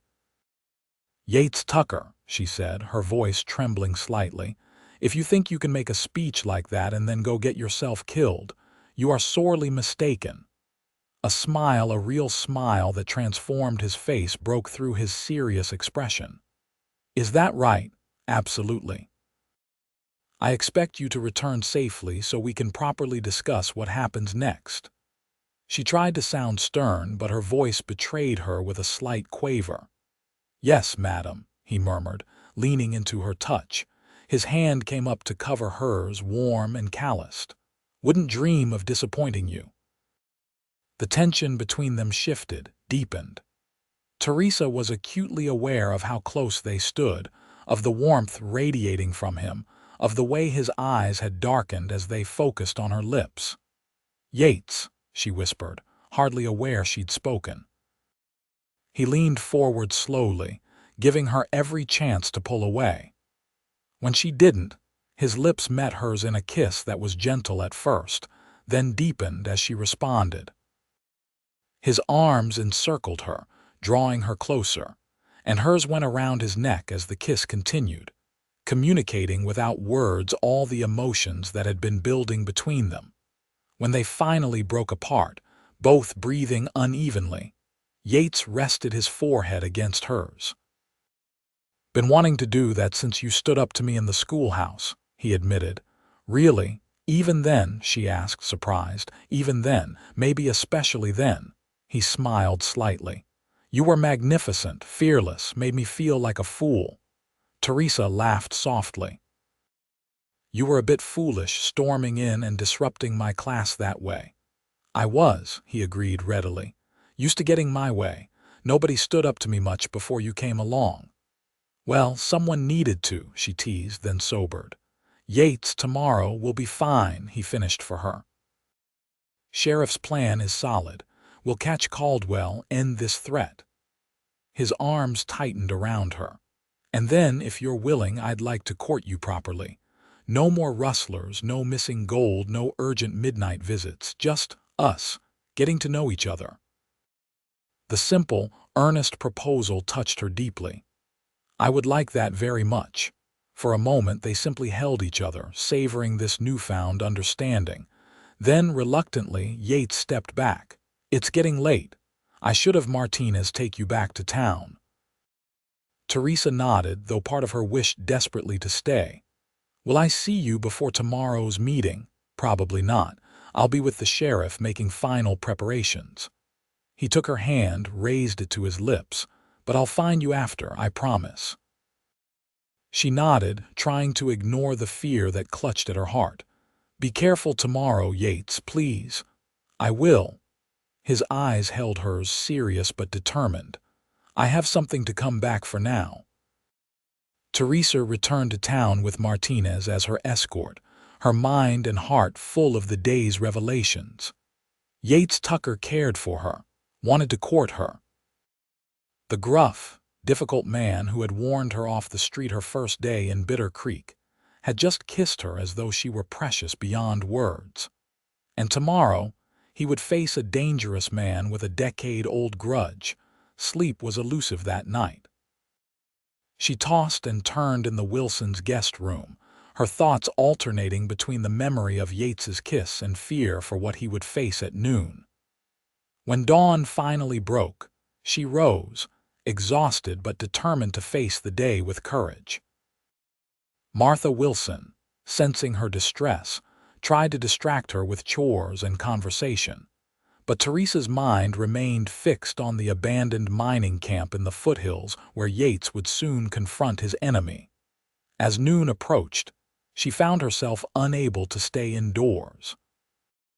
Against Martha's protests, she walked to the sheriff's office, hoping for news.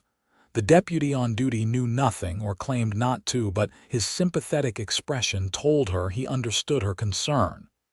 "Sheriff should be back by mid-afternoon, miss," he offered. "Unless there's trouble." "And if there is trouble," she pressed, "how would we know?" He hesitated. "One of the men has a fast horse positioned to ride for town if help is needed." Teresa nodded, not trusting herself to speak. She left the office and walked slowly toward the schoolhouse, needing the solitude to compose herself. Inside, she tried to focus on preparing lessons for Monday, but found herself repeatedly glancing at the clock, counting the minutes past noon. 1 o'clock came and went. Then 2. By 3, she was pacing the classroom, unable to concentrate on anything but the terrible possibilities her imagination conjured. What if the trap had failed? What if Caldwell had brought reinforcements? What if Yates was lying wounded or worse in that abandoned mining camp? Just after 4 o'clock, she heard hoofbeats approaching at speed. Her heart leapt to her throat as she rushed to the window. A lone rider was galloping toward the schoolhouse, the deputy from the sheriff's office. His expression was urgent as he reined in his lathered horse. "Miss Evans," he called, "you're needed at Doc Miller's. Tucker's been shot." The world seemed to tilt beneath her feet. "Is he alive? Last I saw, but it's bad. He's asking for you." Teresa didn't remember the ride to the doctor's house, only the pounding of her heart and the desperate prayer repeating in her mind. "Please, God, don't let him die. Not now. Not when we've just found each other." The doctor's front parlor, converted to a waiting room, was crowded with men, the sheriff, some of Tucker's ranch hands, a few townspeople. They parted silently as she entered, their expressions grim. Sheriff Davis stepped forward, his face haggard. "Miss Evans, thank you for coming. How is he?" she asked, her voice barely above a whisper. "Shot twice, once in the shoulder, once in the side." The sheriff's voice was heavy. "Doc's working on him now, says the shoulder's not too bad, but the other bullet, it's lodged near his liver, tricky to get out." Teresa swayed slightly and Davis caught her arm. "Easy there. He's tough, Yates is, and he's fighting hard." He lowered his voice. "Keeps asking for you, won't let Doc put him under until he sees you." "What happened?" she managed to ask. "Caldwell," Davis nodded grimly. "Bastard had men hidden in the rocks. Opened fire before we could move in. We got most of them, but Caldwell escaped in the confusion." His jaw tightened. "For now, we'll find him." The door to the examination room opened and Dr. Miller emerged, wiping his hands on a bloody cloth. His eyes found Teresa immediately. "Miss Evans." "Good, you're here. He's being stubborn as a mule, won't take the chloroform until he talks to you." The doctor looked exhausted but determined. "I need to get that bullet out soon or infection will set in. Can I see him?" she asked, already moving toward the door. Briefly. "Try to convince him to let me do my job, will you?" Dr. Miller stepped aside to let her pass.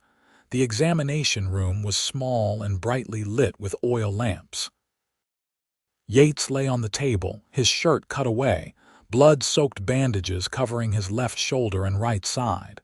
His face was ashen beneath his tan, his breathing labored, but his eyes were alert and fixed on the door as she entered.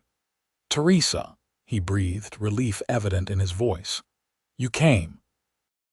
She hurried to his side, fighting back tears at the sight of him so gravely wounded. "Of course I came.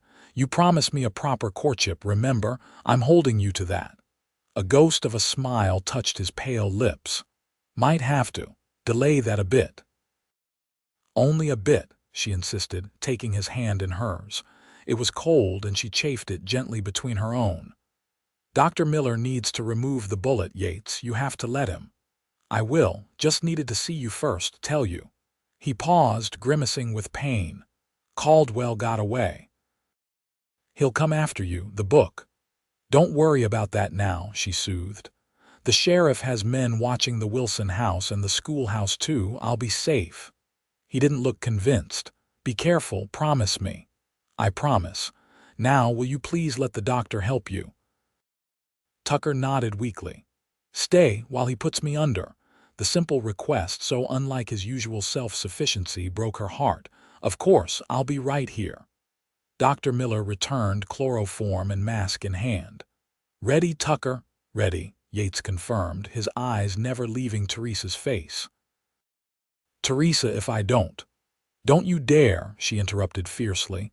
"Don't you dare say goodbye to me, Yates Tucker. I won't have it." A faint smile touched his lips. "Yes, madam." His voice softened. "Teresa, I think I'm falling in love with you." The declaration, offered so simply despite his pain and the grim circumstances, brought tears to her eyes. "And I with you," she whispered. "So you see you have to live. I absolutely insist upon it." His smile widened slightly. "Never could argue with you, doctor." Miller approached with the chloroform mask. "Miss Evans, you might want to step outside for this part." "No," she said firmly, keeping her grip on Yates's hand. "I promise to stay." The doctor hesitated, then nodded. "Very well. Hold his hand if you like, but stay out of my way once he's under." Teresa watched as the mask was placed over Yates's face, his eyes holding hers until they finally closed as unconsciousness claimed him. Only then did she allow the tears to fall, silently praying for his survival. The operation took over an hour. Teresa remained in the room, seated in a corner where she wouldn't interfere but could still see Yates's face. Dr. Miller worked with steady concentration, removing the bullet and cleaning the wound thoroughly before stitching it closed. The shoulder wound, as predicted, was less serious. The bullet had passed clean through the muscle. "He's lucky," the doctor said finally, washing blood from his hands. "Bullet missed the liver by less than an inch. He'll have a fever probably, and he'll be weak as a kitten for weeks, but if infection doesn't set in, he should recover." "Thank God," Teresa breathed. "When will he wake?" "Not for hours. And when he does, he'll be in considerable pain." Dr. Miller studied her thoughtfully. "You care for him?" It wasn't a question. "I do," she admitted. "Very much." "Good. He needs someone, has been alone too long." The doctor dried his hands on a clean towel. "We'll move him to the recovery room. You're welcome to sit with him, but you should get some rest yourself. It could be morning before he's conscious." Teresa nodded gratefully. "I'll go back to the Wilsons for a few hours, then return. Will you send word if he wakes earlier?" "Of course." The next days passed in a blur of anxiety and hope. Yates developed a fever as Dr. Miller had predicted, and for 24 terrifying hours, his life hung in the balance. Teresa rarely left his side, sponging his burning forehead with cool water, holding his hand through the worst of the delirium, speaking softly to him when nightmares seemed to grip him. On the third day, the fever broke. Yates opened his eyes, clear and aware for the first time since the operation, to find Teresa dozing in a chair beside his bed, her hand still clasping his. "Teresa," he murmured, his voice rough from disuse. She startled awake immediately. "Yates, you're awake." Her free hand went to his forehead, checking for fever. "How do you feel?" "Like I've been trampled by a herd of buffalo," he admitted with a weak smile. "But alive. Thanks to you, I suspect." "Thanks to Dr. Miller's skill," she corrected, "and your stubbornness. You refused to give up. Had something to live for." His eyes held hers, warm despite his obvious pain. "Still do." Teresa felt tears threatening again, tears of relief, of joy, of overwhelming emotion. "Don't you ever scare me like that again, Yates Tucker." "I'll try not to." He squeezed her hand weakly. "Caldwell." She hesitated. "Still at large. The sheriff has men searching, but there's been no sign of him." She didn't mention that she'd been staying at the doctor's house, afraid to return to the schoolhouse while Caldwell remained free. "Don't worry about that now. Just focus on getting stronger." Over the next week, Yates's condition improved steadily. He chafed at his confinement, but even he recognized that his injuries were severe enough to warrant caution. Teresa divided her time between his sick room and the schoolhouse, having resumed teaching once it became clear that Yates would recover. The sheriff posted a deputy at the school during classes and escorted Teresa personally between the schoolhouse and the doctor's residence, where she continued to stay. There was still no sign of Caldwell, though rumors placed him across the border in Colorado Territory. 10 days after the shooting, Dr. Miller declared Yates well enough to be moved. "Not back to your ranch," he specified firmly. "Too far and you're still too weak. But I've arranged a room for you at the hotel in town. Closer for me to check on you, and you'll have people nearby if you need help." Yates scowled at this, but didn't argue a sign of how seriously he was taking his recovery. "Fine, but I want Martinez brought in from the ranch. Need to know what's happening there." The transfer to the hotel was accomplished with minimal drama. Yates, though still pale and moving gingerly, managed to walk the short distance with just a supporting arm from the sheriff. Teresa watched from the schoolhouse window as they passed, her heart lightening at the sight of him upright and moving under his own power. That evening, after classes, she visited him in his hotel room. She found him propped up in bed, looking frustrated as he attempted to read a report Martinez had brought from the ranch. "You're supposed to be resting," she admonished from the doorway. His head jerked up, his expression immediately softening when he saw her. "Teresa, come in." She entered, closing the door behind her. The small hotel room was spartanly furnished but clean, with a narrow bed, a chair, and a small table. Yates had already managed to clutter the table with papers, a book, and what appeared to be a half-cleaned revolver. "Planning on shooting someone from your sick?" she asked dryly, nodding toward the weapon. "Just being prepared," he replied, unapologetic. "Caldwell's still out there." Teresa sighed, taking the chair beside his bed. "The sheriff says he's probably left the territory by now. Maybe, maybe not."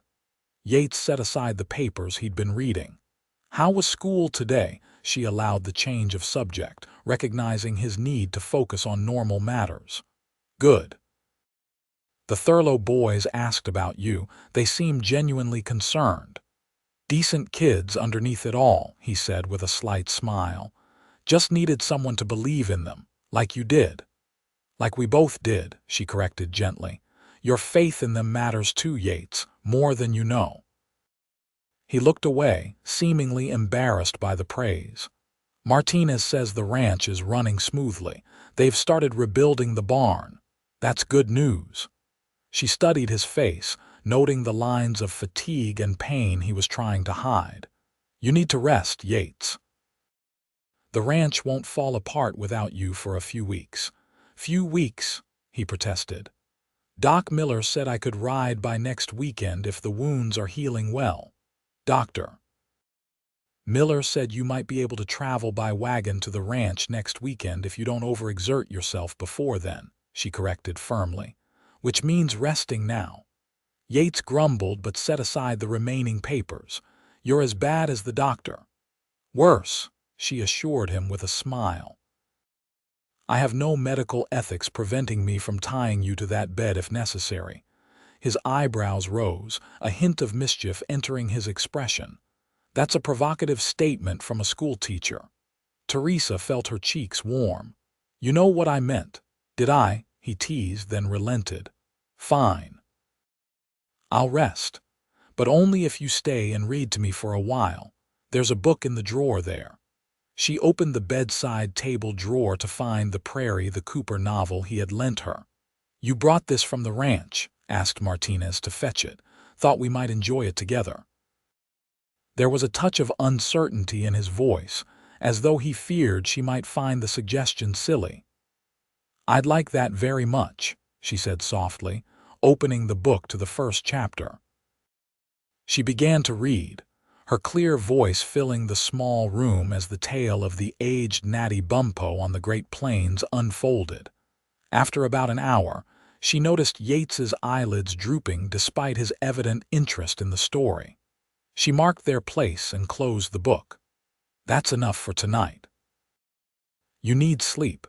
He didn't argue, which told her how tired he truly was. "Will you come again tomorrow?" he asked, his voice husky with approaching sleep.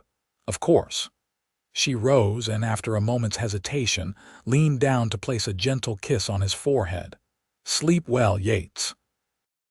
His hand caught hers as she straightened. "Teresa."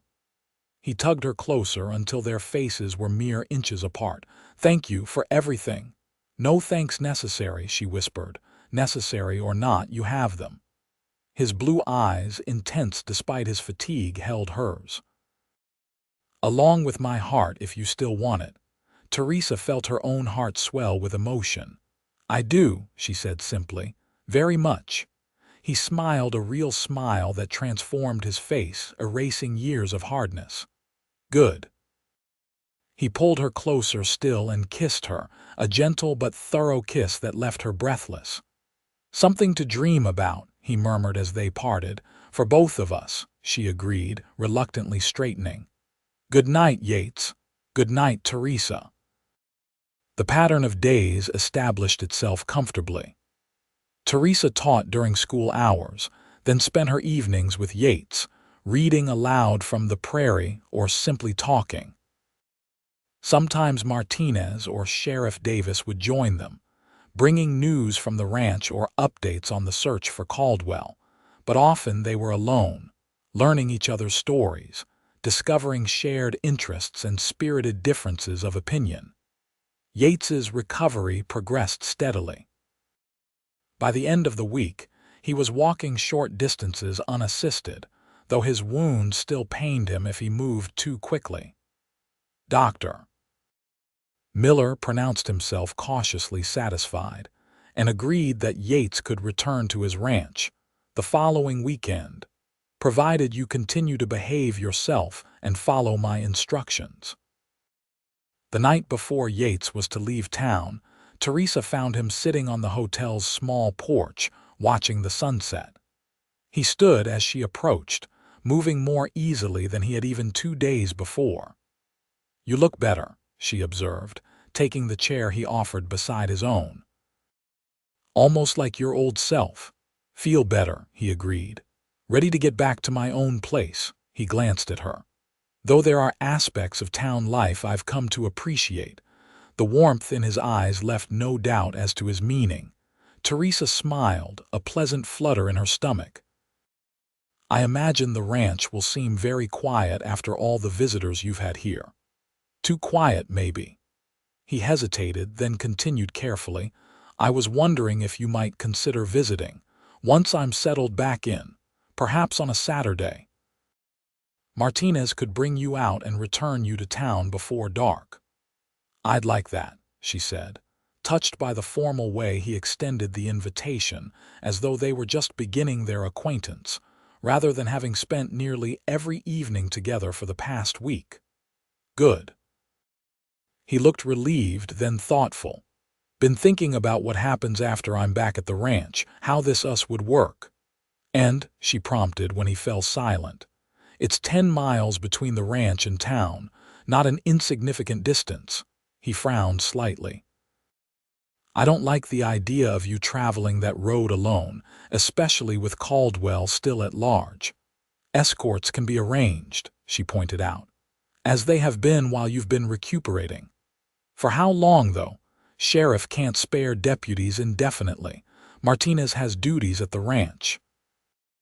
His expression grew more troubled. "And even if the Caldwell threat is resolved, the road isn't always safe. Weather, accidents, other dangers." Teresa began to understand his concern. "What are you suggesting, Yates?" He took a deep breath, then turned to face her directly. "I'm suggesting that perhaps when the school term ends in June you might consider." He paused, seeming to search for the right words. "That is, if your feelings haven't changed by then." She laid her hand on his arm. "Yates Tucker, are you proposing marriage to me?" He looked startled, then rueful, making a mess of it apparently. He captured her hand in his. "Yes, Teresa, that's what I'm trying to do, badly." Teresa felt her heart swell with unexpected joy. They had known each other barely 2 months, and yet it felt right, as though they had been moving toward this moment from their very first encounter. "You're doing fine," she assured him, squeezing his hand. "Though I believe traditional proposals usually include declarations of love and promises of devotion." A smile tugged at his lips. "Is that so? Well, I wouldn't want to be untraditional." His expression sobered, his eyes holding hers with unwavering intensity. "I love you, Teresa Evans. Have almost since I first saw you, though I was too stubborn to admit it even to myself. You've brought light back into a life I thought would always be shadowed. I want to build a future with you if you'll have me." The simple, heartfelt words moved her deeply. "And the school teaching? Would you have me give that up?" "No," he said immediately. "Not if it brings you joy. We could find a solution. Perhaps build a small schoolhouse closer to the ranch for the children of my hands and neighboring homesteaders, or arrange reliable transportation to and from town." He smiled slightly. "I'm a reasonably prosperous man, Teresa. We can make whatever arrangements would make you happy." "You make me happy, Yates," she said softly. "And yes, I will marry you. I love you too." The joy that transformed his face at her acceptance was something she knew she would remember all her days. He pulled her into his arms, mindful of his healing wounds, and kissed her with a tenderness that belied his usual gruff manner. When they parted, he rested his forehead against hers. "June seems a long way off," he murmured. "It does," she agreed. "But it will give us time to know each other better, and to make those arrangements you mentioned." She smiled mischievously. "Besides, I have students to finish educating. Can't abandon them mid-term, even for love." He chuckled, the sound warm and affectionate. "Always the dedicated teacher." "Always," she confirmed, though soon to be a dedicated wife as well. The happiness in his eyes at those words made any lingering doubts she might have had vanish completely. This was right. They were right together, despite their differences, or perhaps because of them. His strength and her gentleness, his practicality and her idealism, his experience and her fresh perspective, they balanced each other, challenged each other, made each other better. The peaceful moment was interrupted by the hotel proprietor stepping onto the porch. "Excuse me, Mr. Tucker, but you have a visitor. Says it's urgent ranch business." Yates frowned slightly. "Who is it?" Didn't give his name. Tall fellow wearing a duster. Said he'd wait in your room. A chill ran down Teresa's spine. She felt Yates tense beside her, his body suddenly alert despite his recent injuries. "Caldwell," he muttered, almost inaudibly. Louder, he said, "How long ago? Just now. Went up not a minute before you arrived, Miss Evans." The proprietor looked between them, sensing something amiss. "Is there a problem?" "Get Sheriff Davis," Yates ordered, already rising from his chair. "Tell him Caldwell is here, at the hotel." The man's eyes widened in alarm and he hurried off to comply. Yates turned to Teresa, his expression grim. "Go to the Wilson store. Stay there until I come for you or send word that it's safe." "No," she said firmly. "I'm not leaving you to face him alone, not in your condition. Teresa, please. This man is dangerous, all the more reason you shouldn't confront him while you're still recovering," she argued. "Let's wait for the sheriff." Yates shook his head. "He's in my room now, might not stay long. This could be our only chance to end this." His eyes pleaded with her. "I can handle Caldwell, but not if I'm worried about you being hurt in the crossfire." Teresa hesitated, torn between fear for his safety and recognition of the logic in his argument. Finally, she nodded reluctantly. "All right, but promise me you'll be careful, no heroics. Promise." He touched her cheek briefly. "Now go, please." She turned to leave, then impulsively turned back and kissed him, swift but fierce. "I love you, Yates Tucker. Don't you dare get shot again." A ghost of a smile touched his lips. "Yes, madam." Teresa hurried toward the Wilson store, her heart pounding. As she reached the corner, she glanced back to see Yates entering the hotel, his hand resting on the revolver at his hip. Every instinct screamed at her to go back, to find help, to do something rather than wait helplessly for news. Then she saw Sheriff Davis and two deputies approaching the hotel from the opposite direction, moving quickly but cautiously. Relief washed through her. Yates wouldn't have to face Caldwell alone after all. She continued to the general store, where she found Martha Wilson closing up for the day. One look at Teresa's face told the older woman something was wrong. "What is it, dear? You're white as a sheet." "Caldwell," Teresa explained breathlessly. "He's at the hotel. Yates has gone to confront him, and the sheriff is on his way, but I'm afraid." She broke off as the sound of a gunshot echoed from the direction of the hotel, followed by a second. Martha grabbed her arm as she instinctively turned toward the sound. "No, Teresa, you can't go back there. It's too dangerous." "I have to," Teresa insisted, pulling free. "Yates is still weak from his injuries. He needs help." "Then I'm coming with you," Martha declared, reaching beneath the counter and producing a shotgun. At Teresa's startled look, she added grimly, "Lived out here 30 years, dear. Know how to use it too." Together, they hurried toward the hotel, joining other townspeople who had been drawn by the sounds of gunfire. A small crowd had gathered outside, held back by one of the deputies while the sheriff and his other man had presumably entered the building. Teresa pushed her way to the front, heart in her throat. "What's happened? Is anyone hurt?" The deputy looked grim. "2 shots fired." "Don't know more than that." Sheriff ordered everyone to stay back. The minutes that followed were among the longest of Teresa's life. She stood rooted to the spot, staring at the hotel entrance, barely breathing as she waited for any news of Yates's fate. Finally, the hotel door opened. Sheriff Davis emerged first, followed by his deputy, who was escorting a tall, lean man in handcuffs, Ezra Caldwell, she presumed. The man's right arm was bleeding from what appeared to be a flesh wound. But where was Yates? As if in answer to her unspoken question, a familiar figure appeared in the doorway upright, moving under his own power, very much alive. Teresa felt her knees weaken with relief. "Yates," she called, pushing past the deputy who tried to hold her back. She ran to him, heedless of the watching crowd. He caught her with his good arm, holding her close. "I'm all right," he murmured against her hair. "It's over." She pulled back enough to examine him, hands frantically checking for new injuries.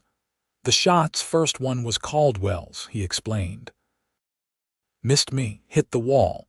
Second was mine, winged him just enough to take the fight out of him." There was no triumph in his voice, only weary relief. "Sheriff got there right after. Caldwell surrendered when he saw he was outnumbered." As Caldwell was led past them toward the jail, the man paused, looking at Yates with a mixture of bitterness and resignation. "Should have known you didn't have the map," he said. "Always were too honorable for your own good, Tucker." "There never was a map, Ezra," Yates replied quietly. "Just a story that grew with the telling. The gold's probably long gone spent or stolen or lost." Caldwell shook his head. 10 years wasted then. And for what?" His gaze shifted to Teresa, standing protectively at Yates's side. "Seems you found something worth more than gold anyway." "I have," Yates agreed, his arm tightening around Teresa's waist. "Something I don't deserve but aim to keep all the same." The deputy pulled Caldwell away, continuing toward the jail. As they disappeared from view, Teresa felt the tension that had held her rigid for weeks finally begin to dissolve. "It's really over?" she asked, hardly daring to believe it. "It's over," Yates confirmed. "Caldwell will stand trial for rustling, arson, and attempted murder. He won't trouble us again." "Us," she repeated, savoring the word and all it implied. "I like the sound of that." He smiled down at her, his eyes softening in a way she now knew was reserved for her alone. "So do I." The following Saturday, as planned, Yates returned to his ranch. Teresa saw him off from the hotel. Their farewell bittersweet, despite the knowledge that they would see each other the following weekend, when Martinez would bring her out for a visit. "June seems very far away," she said, echoing his earlier sentiment as he prepared to climb into the wagon that would take him home. "It does," he agreed, taking her hands in his, "but we'll make the most of our weekends until then." He smiled, a full, genuine smile that still had the power to take her breath away. "And after that, we'll have a lifetime." "A lifetime," she repeated, liking the sound of that even more than us. He kissed her goodbye with a thoroughness that left her blushing as Martinez pointedly looked away, then climbed carefully into the wagon. As they pulled away, he called back, "I love you, Teresa Evans." "And I love you, Yates Tucker," she replied, not caring who heard the declaration. The weeks that followed established a new pattern. Teresa taught during the week, and on Saturdays, either Martinez or James Wilson would drive her out to the Tucker Ranch, returning her to town on Sunday afternoons. The visits became the highlight of her week, exploring the vast property with Yates as her guide, helping with simple ranch tasks, sharing meals with him and his hands, and spending quiet evenings in his study, reading aloud to each other or simply talking. As spring advanced toward summer, plans for their future took shape. Yates proposed building a small schoolhouse on ranch property for the children of his hands and neighboring homesteaders. Teresa, touched by his understanding of her commitment to teaching, eagerly agreed to the plan. They would be married in June, as soon as the school term ended, in Bitter Creek's small church. News of their engagement was met with general approval throughout the community. The Thurlow boys, in particular, seemed pleased by the development. "Does this mean we'll have to do extra schoolwork since you're marrying the boss?" Caleb asked cheekily one day. Teresa laughed. "It means you'll have no excuse for not completing your assignments, since I'll be living much closer to your home." "Figures," the boy grumbled, but the twinkle in his eye belied his tone. Pa says Mr. Tucker smiles more these days, says it's downright unnerving. Does he indeed? Teresa replied, amused at the thought of Yates's transformation being a topic of ranch gossip. Yeah. Says you've been good for him. Caleb shuffled his feet, suddenly awkward. Reckon you've been good for a lot of us, Miss Evans, the school and all. The simple compliment warmed her heart. Thank you, Caleb, that means a great deal to me. As their wedding day approached, Teresa found herself reflecting on the journey that had brought them to this point.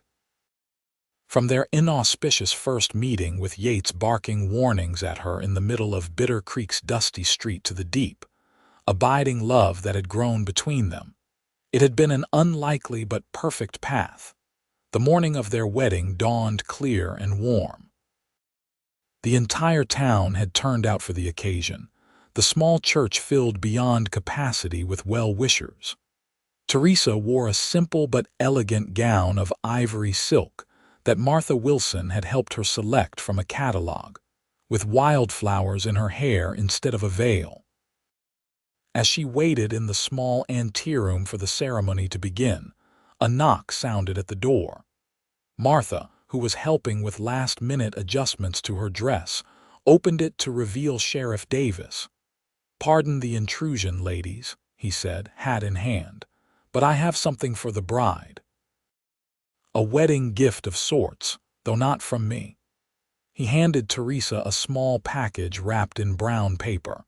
"This arrived on yesterday's stage. Return address is Richmond, Virginia." Curious, Teresa carefully opened the package to find a leather-bound book, a beautiful edition of Shakespeare's collected sonnets.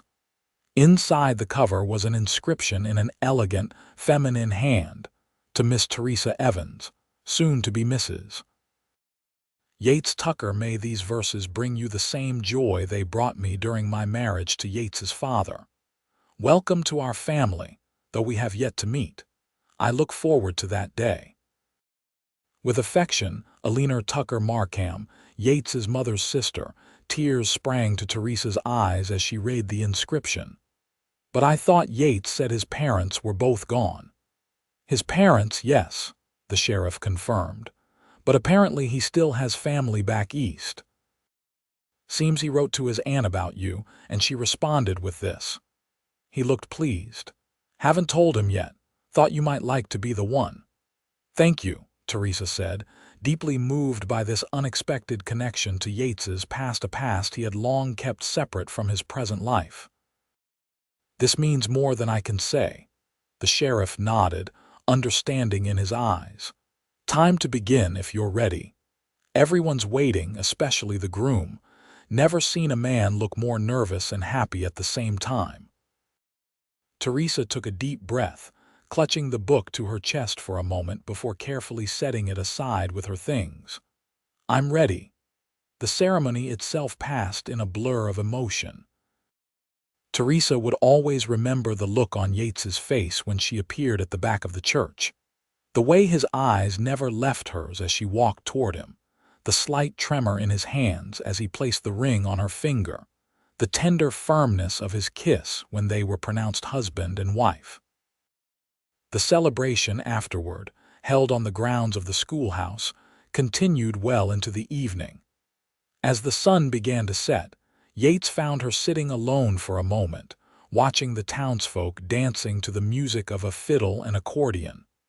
"Happy, Mrs. Tucker?" he asked, sitting beside her and taking her hand. "Completely, Mr. Tucker," she replied, leaning against his shoulder. "Though I have a surprise for you." "Oh." He looked intrigued. She told him about the book, showing him the inscription from his aunt. Yates stared at it for a long moment, his expression a complex mixture of emotions. "I wrote to her after we became engaged," he admitted. "First contact I've had with anyone from before the war in a very long time. Wasn't sure she'd even respond." "She did more than respond," Teresa said gently. "She reached out to me, to us." Yates nodded, visibly moved.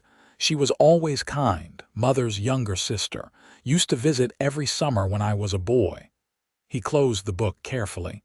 Perhaps we could invite her to visit someday when we're settled." "I'd like that," Teresa said, squeezing his hand. "Very much."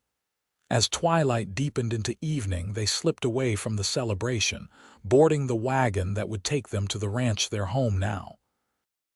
Yates had insisted on driving himself, despite Martinez's offer, wanting these first moments of their married life to be shared just between them.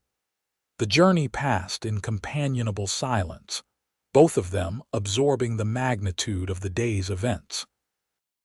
When they crested the final hill and the ranch came into view, lights glowing warmly in the windows of the main house, Yates stopped the wagon.